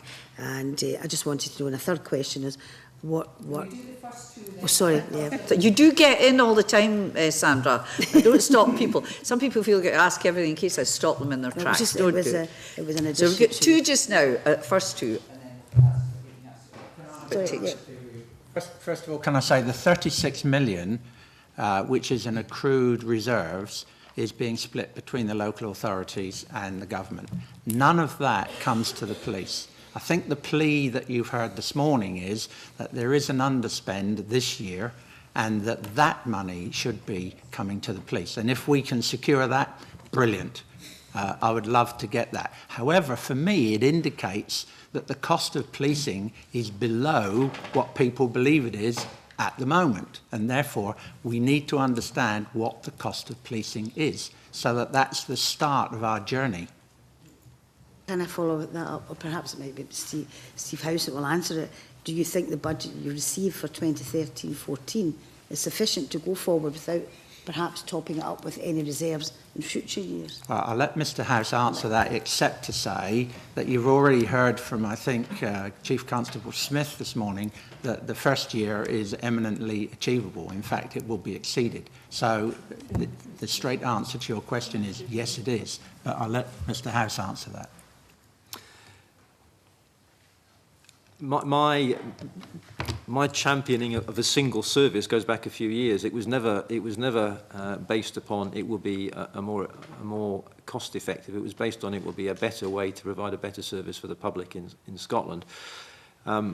Financial events overtook, and so we spend a huge amount of our time talking about budget gaps. Let me be clear. I do believe the budget is doable in 13-14. For the same reasons I think that my chairman does, which is he bases it on his experience, I base it on my experience. And Strathclyde Police in the last few years has achieved significant improvements in performance and reduced budget at the same time. I do believe it's doable because there's been a lot of good work done by the reform team led by Kevin Smith. They've laid a good groundwork. We have a series of options to consider, and that's what I'll be putting forward to the chairman in the next couple of weeks. Are those options to see what it is that we want to try and turn into reality to bridge the gap? But everybody knows the public sector it's tight, money is tight, and it's only appropriate, as ACPOS said in its submission, that the police service takes part in that. So, in summary to your questions, I do believe the budget is doable.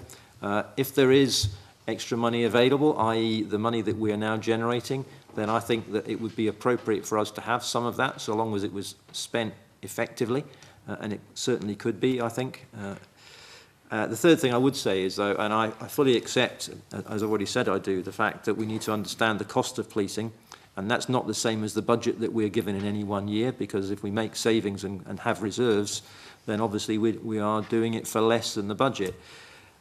But it's very clear over the last 6 months to me that forces, once the political decision was made, individual chiefs and police authorities have taken decisions to increase the amounts of savings, and there are a large number of posts at the moment that are vacant across Scotland, police staff posts that are vacant. That's generating a lot of these savings.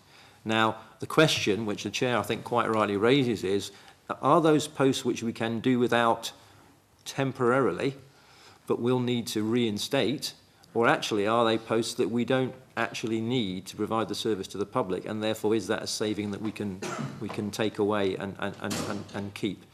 That, I don't think we know the answer to that yet, and I think that's back to the issue of how much does it cost to actually provide the business of policing now. Okay, thank you very much. Thank you, Your Chair. third question? No, it's all right, Chair. I won't hog it. Oh, heavens. That's how to do it then. Alison, followed by Jenny. And good morning. We spent a long time in the last session, and I don't apologise for it because I think it was really important, looking at the impact of the budget cuts might have, and particularly this business of the balance between civilian staff and police staff. And I agree that it's an artificial argument, but we're being forced to look at it because of this insistence on ring fencing the police numbers.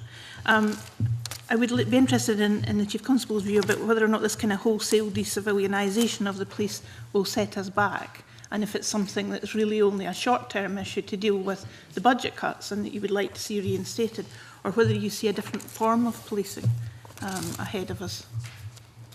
Well, for the next few years, I see a financial necessity of taking the benefits we can from the rationalisation of the forces, and I do think that will mean numbers of police officers, police staff less.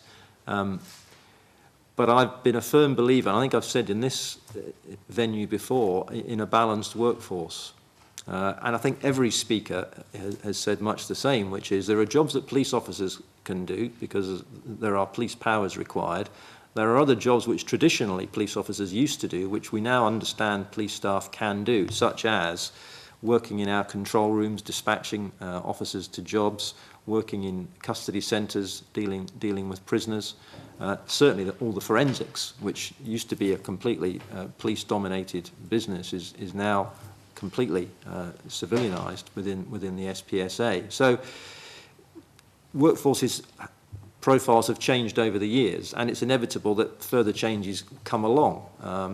And you're seeing some of that happening, and I'm not suggesting for a minute it's a desirable model, but you're seeing a different model emerging in England from is emerging in Scotland, where a lot of forces are talking about outsourcing of a lot of functions, which in this country we're not. I have to say, in case anyone wants to follow it up, I'm not a huge fan of the outsourcing unless you can absolutely be certain it's going to prove a good business case.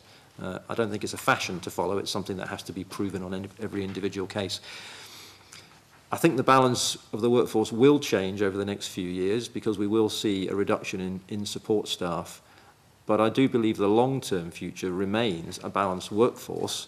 And I actually would associate some of the comments that Mr. Pearson made earlier. There has been a big increase in support staff numbers in Scotland, but it did come from a relatively low base. And I do think there are other jobs which could be civilianised in the future. Although I would also throw up a caveat that the original push for civilianisation happened in the 80s in England and Wales, and it was very largely driven by Audit Commission reports who were very heavily into policing at that time, and were pointing out that for every police officer that you employed, you could afford to employ 3 support staff. Well, that ratio is long gone. And particularly when you employ support staff, the nearer you employ support staff to the operational end of business, the less the differential in the salaries become and the pay becomes. So you can employ a member of police staff in an admin office for a commercial rate, which is a long way below the starting pay of a police constable in Scotland. But when you start to say we're going to put support staff into control rooms or custody areas, you're then adding on a big element of shift working, up to 20% for shift working, and a number of other elements as well, which means the salary differential is relatively low. And it then comes down to the question of, actually, do you want cops doing that job, or would you rather have civilians doing it? And then you're down to an issue of flexibility. So it's a movable feast. But let me finish where I started. We need a balanced workforce. We need professional police officers doing their job, and we need support staff doing their job, which they do to a very high standard across Scotland. And the fact that we are looking, or we will have to reduce them, is driven by 2 things. One, the rationalisation of 8 or 10 organisations into one, and the other, the fact that we have to look to them for a proportion of our savings. We're looking to that for our savings second. The first place we're looking is all non-staff savings. So every pound that we can save in non-staff expenses and costs is a pound we don't have to take out of support staff, so that is protecting jobs. So our order of priorities is very clearly dealing with non-staff savings and taking those first, and then moving to support staff where that becomes necessary. Is it not the case, though, that you're starting this new job of yours with your hands tied behind your back? I mean, you've said you need a balanced workforce, but actually a disproportionate share of the savings are going to come from the civilian staff because of political commitments. I mean, what discussions have you had with the Justice Secretary round about that? None. None at all? So No, you that's haven't made not- any representations on that issue It's not my role. The government is in power and has said 17,234 or above. Again, I'm happy to work with a high number of police officers, and we've worked in Strathclyde when I was there to increase the number of police officers beyond our share of the extra 1,000. The public want to see police officers on the street, so we need high numbers of police officers. So I won't fight against that, but I do believe in a balanced workforce, and I would like to see as many support staff doing jobs where police skills and abilities are not needed, or police powers of arrest are not needed, and we can use support staff. So for me, balanced workforce, but I'm not going to go to the Cabinet Secretary and say to him, I think you need to relax this. That's a government decision. It's something that is accepted by the chair of the authority and by the authority, and it's a boundary within which I work. I work within other boundaries, like the budget. The easiest thing to do would be to increase the amount of money in the budget. But again, I have to say, this is public money we're dealing with, and every pound extra we get means a pound from somewhere else. And we want to make sure, I know I speak for the chair in this, we want to make sure that we're spending all the money we have wisely. And then when we are, I think we'll balance the budget. If we don't, at some point in the future, then I'm sure we'll be coming forward together and saying, we've done our very best here, we may need more money.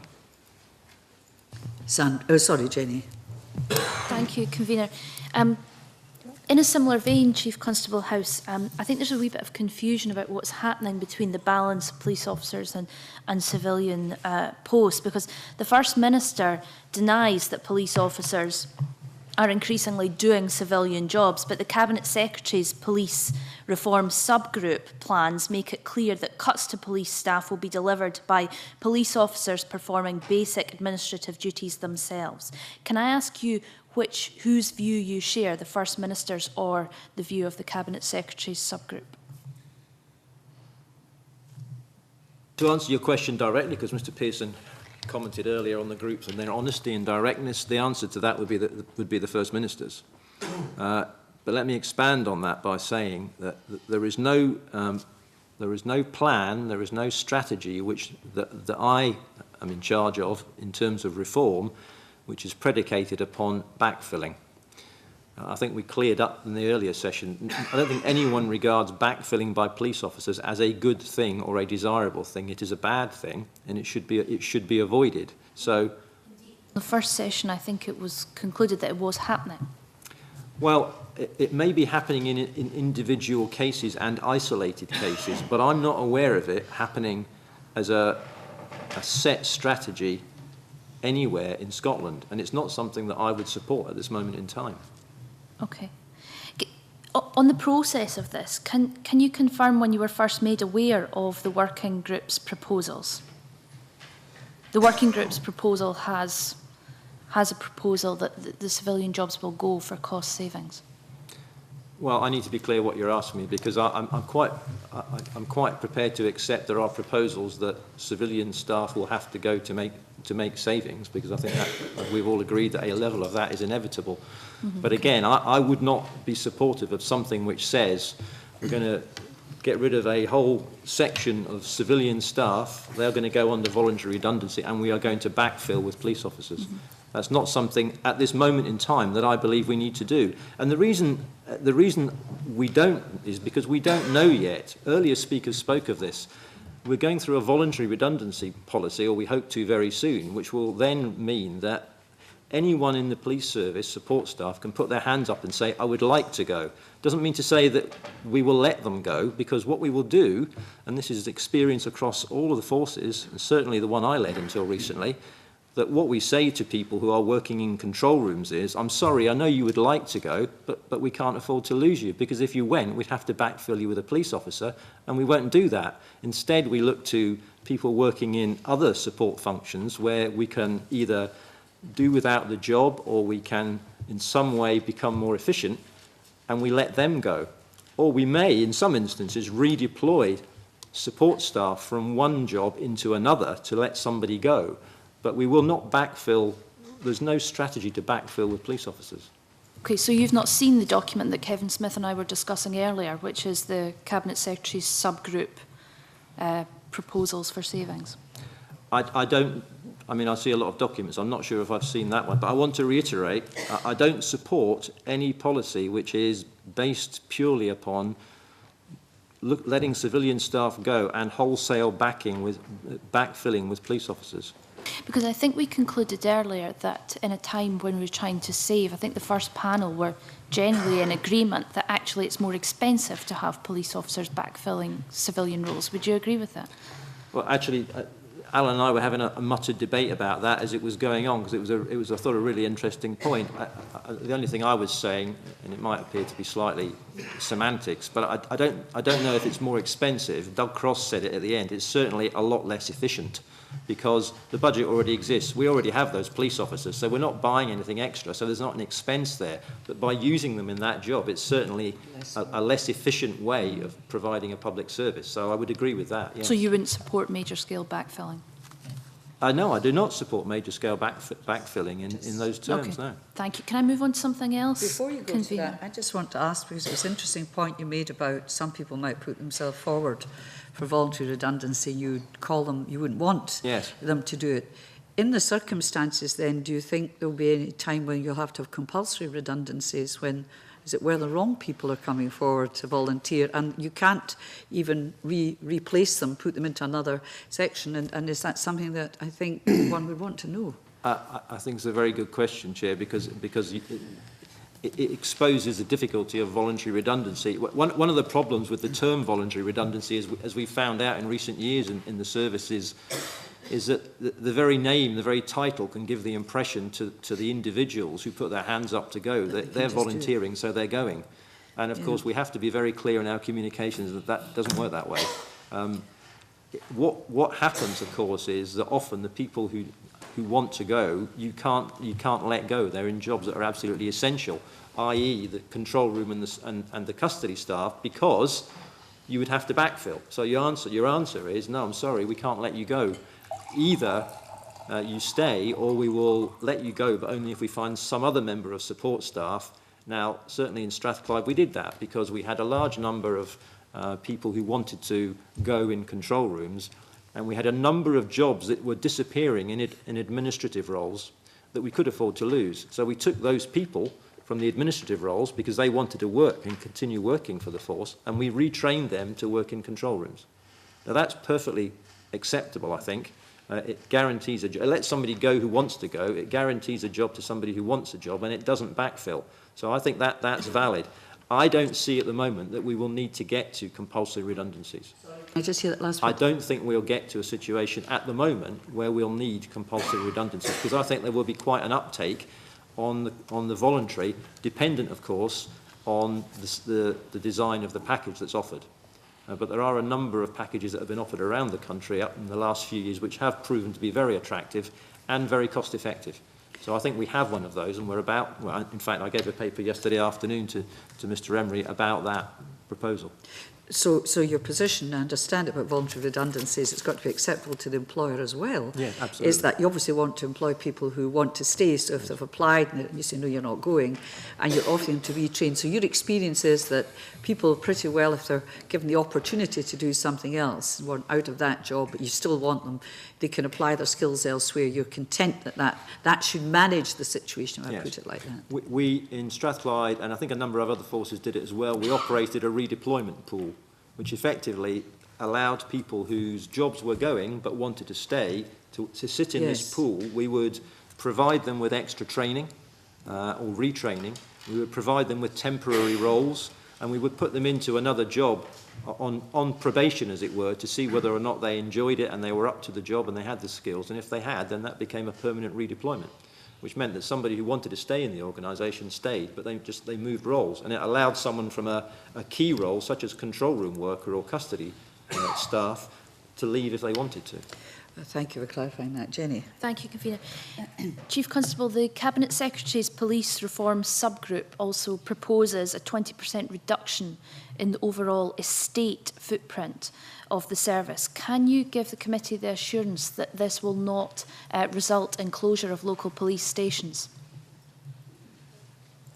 I think what we're talking about here are, again, a number of options, not plans. I'd be clear, there are no plans in existence emanating from myself and from the police authority, because it hasn't met yet, to reduce the police estate across Scotland. There are a number of options, but I've already said that we're looking at non-staff savings first. So yes, one of the options is to look at a reduction in the police estate. But I think I said in an interview recently, in response to a question from one of your colleagues, that we will be prioritising, with the support of the authority, non-operational buildings. So where, for example, we have an admin centre, which we don't need anymore, and we can save money either on lease or on by selling it off, then we will move to rationalise there. We will not be seeking, in the first instance, to close police stations, because this is a matter of huge public confidence. Any senior officer knows that if you want to really cause, you'll all know as well, I guess, if you want to cause disruption and dismay in the local community, talk about closing a police station. It's a toxic thing to do, and it's not on the agenda at this moment in time. But can I just say, I can't give an absolute assurance, because at the moment across Scotland there are 8 chief constables in charge of 8 forces, and it may be that somewhere in one of those forces, with the complete agreement of local politicians and the local community, they're actually doing something about a very small police station that hasn't been used for years, etc. So these things happen. The estate is vast. At the moment, I think it's 500,000 square metres across Scotland, and there are proposals to reduce that quite significantly, but focused on administrative. And also, stating the obvious, Kevin said it earlier, 8 chiefs, there'll be 1. There's 8 headquarters. We won't need 8 headquarters. So we'll be looking to what functions do we keep in those buildings? Can we relocate staff? Can we offload buildings that are very expensive? So my understanding is that you'll prioritise non-operational buildings, but you can't give us a cast iron guarantee that police stations won't close. Well, I can give you a guarantee that we will try to avoid any police station closure, and it would be the last thing that we would want to do. But there are occasions in my last 5 years where we've closed police stations with public acceptance and support. Can I put one last thing to you, Chief Constable House?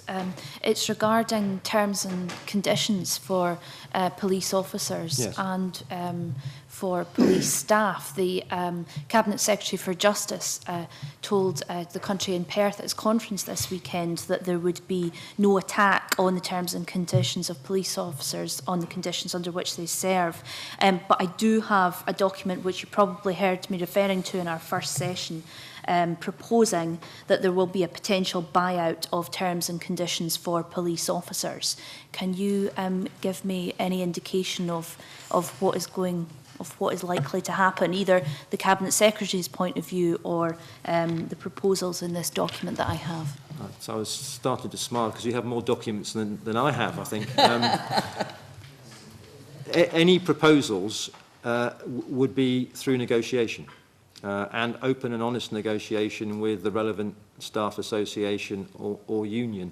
But I think it's a fairly obvious place to go in many respects, because we are living within the 17234, so police officers are a massive, it's something like 69–70% of the total police budget.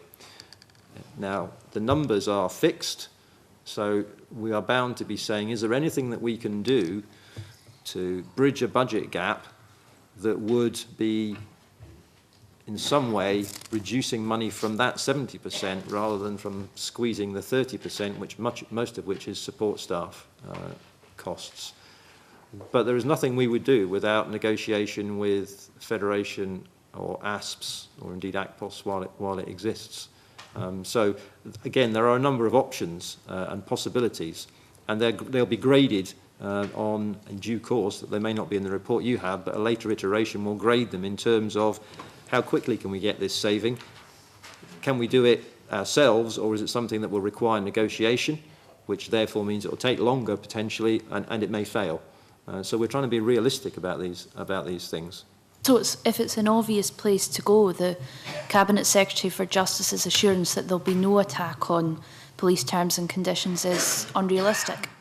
Well, I wouldn't call a negotiation with the Staff Association in open and discussed freely by me in this forum, and I imagine they're sitting behind me still unless they've gone off. I wouldn't call that an attack. That's a discussion. It's not an attack, and I imagine they will agree to terms and conditions which they see as beneficial to their members, and they're not going to agree to anything which they see as detrimental to their members. I wouldn't expect them to do that because they're pretty good at their job. Thank you. Right, Rod. Morning, Chief Constable. You reported in the press as saying that you believe there could be up to 3,000 redundancies, but you thought that was a worst-case scenario. Is there anything else that you can say about that you could share with the committee? I certainly can. What I would say, as well as it being a worst-case scenario, I think it's actually, you've seen it here this morning illustrated a couple of times. The Unison representative talked about the imposition of VAT on the Police Service of Scotland equaling 800 jobs. Well, you know, what he's doing is quite obviously his job, but it's exactly the same debate. I think the way the 3,000 has come about is a very simple method, which is somebody has looked at the gap between the budget and cost, the gap I've referred to in the past, but I think they've looked at it over a number of years, in other words, as big as it can possibly be, divided that by 26,000, which is your average on cost of a member of support staff, and come up with a figure of just over 3,000. So it's a quantity of, it's a way of quantifying and quite understandably making very stark a budget gap. But I've said already this morning to this group that we are prioritising all non-staff costs first to identify where we can make savings that won't affect people's jobs. After that, we're looking at a voluntary redundancy policy, which is effectively saying to somebody who wants to go, we'll let you go here. And then you're left with, well, what else can we do to make these savings? So I think the 3,000 is a figure that I didn't put out there. It was suggested by someone else, and I was asked to comment, is this the absolute upper limit? Well, technically speaking, yes, it is the absolute upper limit. Do I think it's a realistic figure? Not really. Something very similar happened a few years ago in Strathclyde, where we had a budget gap, and the same thing happened. The gap was illustrated by hundreds and hundreds and hundreds of support staff. At the end of that process, when we balanced the budget, we worked very positively with the unions to develop a voluntary and early redundancy policy, which was very popular. People who wanted to go and do something else went and did something else. We balanced the books. Performance was the best it's ever been in the organisation's history. And everybody sort of looked back and went, oh, that was fine then. I genuinely believe if we have the same positive attitude going forward with the unions, and we already have started doing that in a meeting that Mr. Emery chaired, I think we'll have exactly the same situation where we'll manage to get through this together, and we will deal with everybody fairly. And just for the record, I think when I raised the question of the increase in VAT exemption from the reported jobs losses from 600 to 800, it seemed to go back to Kevin Smith, so I'm not sure that we can place that much on these figures. Thank you for your comments on that. Could I just ask you another question in relation to the police central government budget, approximately 116 million in the draft budget. Could you just outline a bit more where you anticipate that money is being spent? Is this the money that the government is being retained at the centre? Yes. Yes, that's for things, I mean, we think that's quite appropriate in many ways, because that's for things such as providing an infrastructure for airwave. Our radio system that covers the whole of Scotland is hugely expensive, as you would expect. It's not something we can do an awful lot about, so the government is keeping that. They're also retaining some of the 160 million for GART costings as well. So it's not, I think our only concern would be if money was being retained that was for something that we were responsible for or could influence, and I think either of those two is not the case. And the 116 million, you think, is an adequate figure for what's involved? To be honest, I can't really comment on that because that's money the government's retained and it's their responsibility. So that's, I think you would have to ask the Cabinet Secretary. I'm sure you will. Fine, thanks. David? Thank you, Convener. The process of police reform has led to significant changes in how monies for policing are set out in the draft budget, but the figures which it contains appear to indicate that the proposed police budget for 2013 is more or less the same as plans for that year set out in the 2011 spending review, once one takes into account transfers from local government. Is this correct? I think a couple of things. I think the draft budget figures are broadly as we expected. So the local authority transfer of funding is pretty much what we expected. The SPSA, there was a planned grant and aid cut. That was as expected. The funding to meet the police central grant, because a significant amount of that money has come across to the police budget, it is a little bit light, we think, by maybe £3 or £4 million. I think civil servants have effectively taken the opportunity to pass over all the responsibility, but assume some efficiency savings that we will be making there. So in those terms, yes, there aren't a huge number of surprises. The issue remains for us, as I say, as moving forward, leading the organisation. I'm looking at the gap between the budget and what we think it will cost to run the organisation. At the moment, that's about £70 million. So we're seeing a challenge there. But as we've already said, both my chairman and I have said, we think it's a challenge that we will meet. Thank you. Did anybody else want to? Anybody else? No. Nobody else wishes to comment. Could I then just follow up by asking, is the proposed budget for 2013-14 adequate, and on what information do you base this assessment? Well, adequate, yes.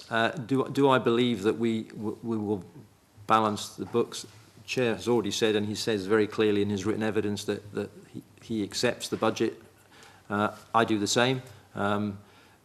Actually, I think legislation gives me little choice in accepting the budget. I think that actually, to be correct, I'm sure the Chair will speak on this, the budget is his. He gives the budget to me. So I don't think I'll have a say in necessarily whether the budget is adequate or not. I'm grateful for what I've given. But as a highly paid public servant, obviously I'm going to say it's tight. I would rather have more money. But again, just to reiterate, do I think it is livable with? Yes, it is livable with. No, as I've said earlier in my first answer to Graham, I believe the budget can be achieved. I believe that the SPSA have achieved significant budget cuts, and I have no reason to believe that this can't be achieved as well. Thank you. I ask, has anything changed since the publication of the 2011 spending review, which might be expected to place additional pressures on the policing budget? Well, we have obviously seen that the re-emergence of pay inflation, I think, because obviously with Mr. Swinney's comments, although I think that was relating specifically to government employees, we are expecting that 1% pay increase will almost certainly apply across policing. So that will certainly have an impact over the next few years.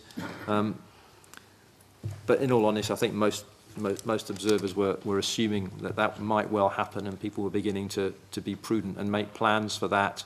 I certainly know Mr. MacLeod was telling me that it would probably come into play in due course.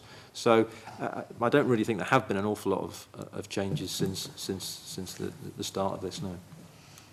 you. I'm now going to say the fatal words. Graham, the last question.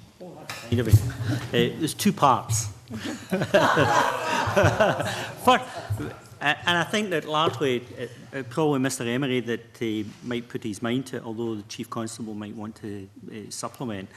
IT costs, and I'll declare an interest that on occasions I am asked for advice by the private sector on IT matters, particularly about intelligence management and so forth.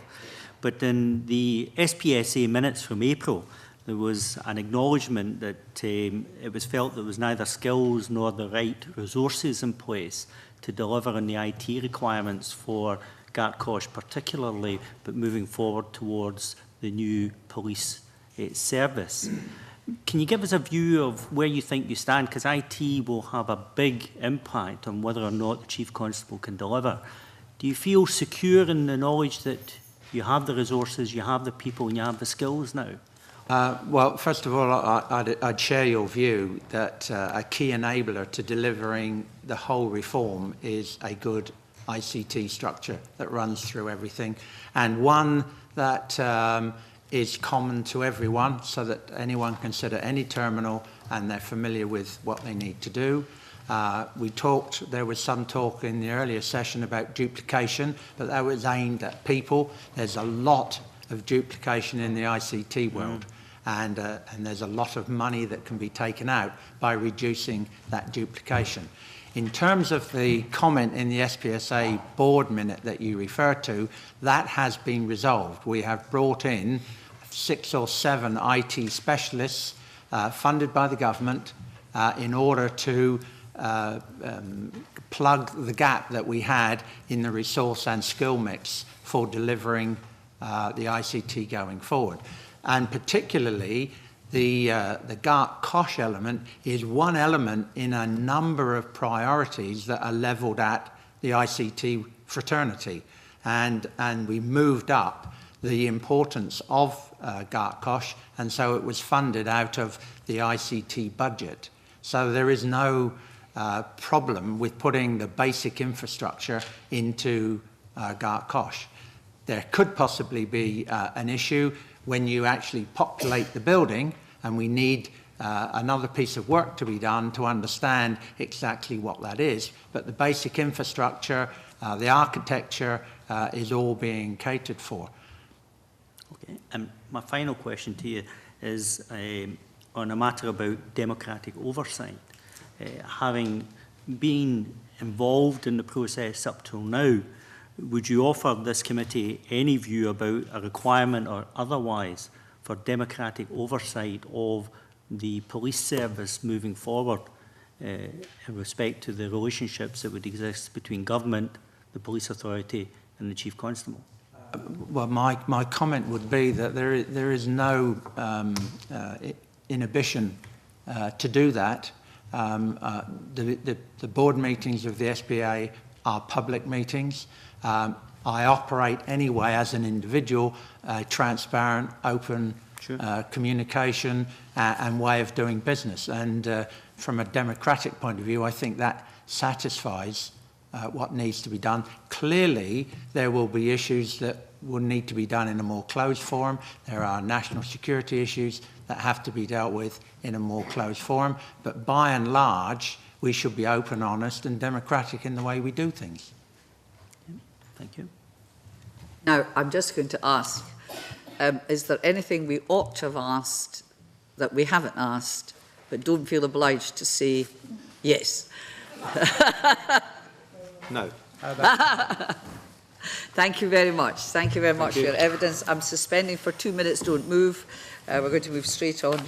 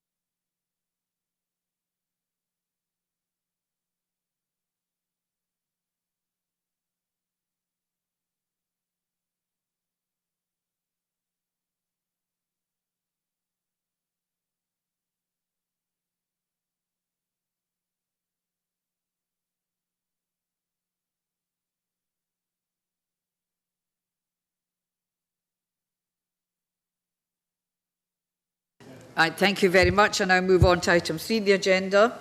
It's one affirmative instrument for the committee's consideration today, Draft Criminal Justice and Licensing Scotland Act 2010, Incidental Provisions Order 2012. This agenda item is an opportunity to take evidence from the Minister and her officials on the instrument before formally debating the motion to approve the SSI under the next agenda item.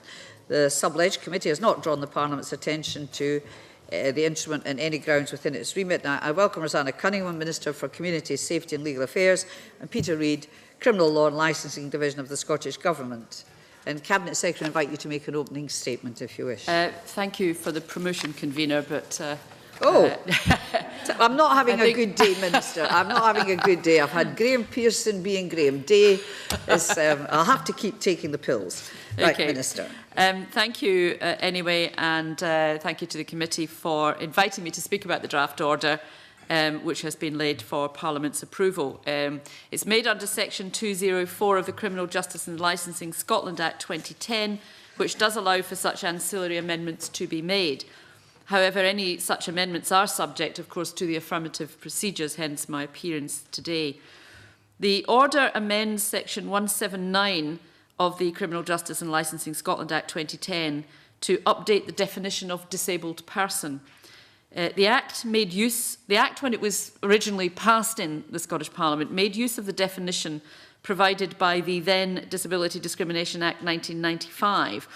But after the Act, that Disability Discrimination Act, after our Act gained royal assent, it's a little bit confusing because after we got royal assent, the Disability Discrimination Act 1995 that we had based our drafting on was then repealed. And this order therefore makes use of the definition which was subsequently brought in by Section 6 of the Equality Act 2010, but which of course isn't in our original legislation.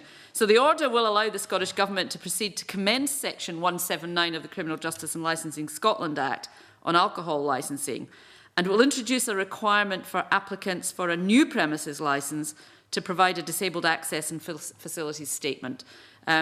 Obviously, the amendment was proposed by a private individual, Mark Cooper, and Capability Scotland, and was introduced into the bill at stage 3 by George Fuchs, MSP, with support from across the chamber. So, in that respect, it's not in the slightest little bit controversial from a political point of view. It really is just a technicality that we got caught between the repeal of one piece of Westminster legislation and the enactment of a new piece of legislation, and we were stuck with the definition from the repealed legislation. So I do recommend that the committee supports this instrument and recommends to Parliament that they should vote to approve it. Any questions? I just want to know what the definition has changed. What changed in the definition? Disabled person. Is there a significant change? I think it's just the reference. Originally it said disabled person as defined in Disability Discrimination Act, and now it's changed to as defined. As defined, so there's no change It's just whatsoever. That reference. Definition of disability, I don't think has changed. It's just the phraseology that we have to use has got to change. Just the back reference. It is such a technicality. And it's really only that, you know, our legislation provided that this kind of thing would have to come back as an affirmative instrument, but of course it's not actually a particularly controversial or problematic thing. Just clarifying, there is no change in the definition of disabled. It's just the reference to the other legislation. Yes. That's us. Right, thank you. And I now move on to the next item, which is a formal debate, the affirmative instrument, considered on previous. Can I invite the Minister and not Cabinet Secretary, but who knows? Invite the Minister to move the motion. Can I formally move it, or do you want me to read it out? Just formally move it. Formally please. moved. I take it no members wish to speak on the motion. And the question, and I therefore put the question, is that motion S4M 4088 be agreed to. Are we all agreed? Yes. Thank you very much. And I thank the Minister. That's that. Now, as usual, members will be required to report to Parliament on this affirmative instrument. Can I ask members if they are content to delegate to me authority for the final wording of this very brief report? Yes. Thank you very much. I now move into on to item 5 on the agenda, EU issues. Paper 3, which you've got, have a look at it, provides an update on developments in relation to the committee's agreed EU priorities and other EU issues. And I'm inviting the committee to agree a report to the European External Relations Committee on our EU engagement over the last year.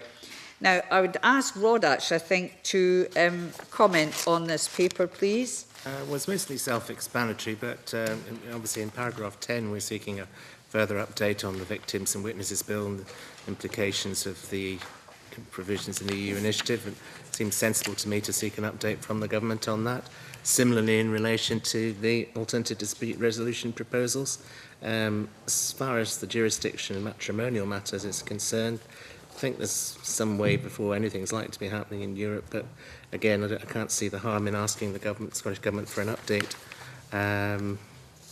And perhaps more importantly, obviously, since Theresa May made her announcement last week about the government's current thinking being to opt out of all pre-Lisbon police and criminal justice measures, there was no reference in Hansard to any indication of consultation with the Scottish Government about it, although it was clearly going to be a matter of democratic debate and a review by the House of Lords.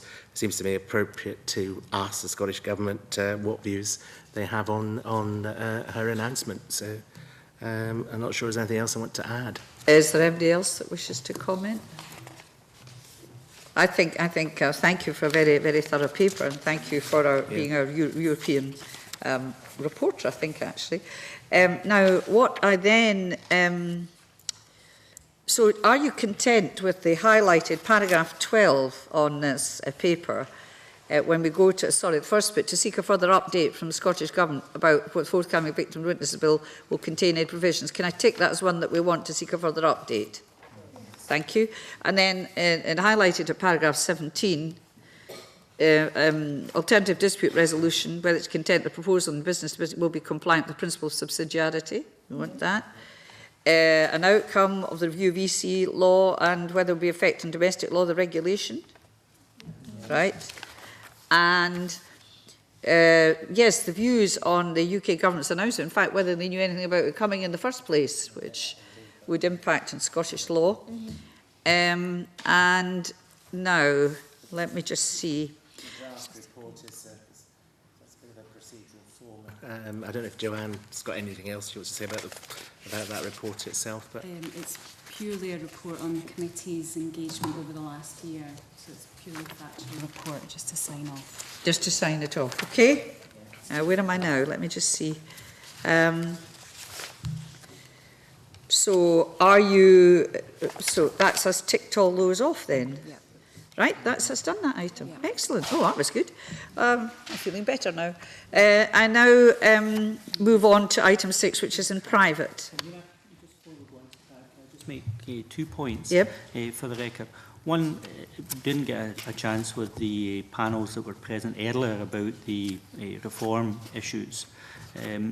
I was very disappointed that COSLA failed to give us any evidence whatsoever in the lead up to our debate. And given the comments about the need for strong representation in developing local plans that the incoming Chief Constable made, and the comments that Kevin Smith made during his earlier contribution to the committee, that strong local policing was going to be a priority for a future police service. The complete absence of any advice from COSLA is regrettable, and I would have thought they would have wanted to come forward. I think I'm looking at a response, and it says COSLA is declining to attend the Justice Committee's panel. I think I'll put this on the record, following a decision within COSLA to handle settlement issues on a corporate basis. Yeah. So I think we're back to think that we don't want negotiations in front of the Justice Committee, and I understand that. Yeah. So I think that's why. But and I take your point. I don't know what corporate basis means in these terms. You'll need to write to COSLA and find out.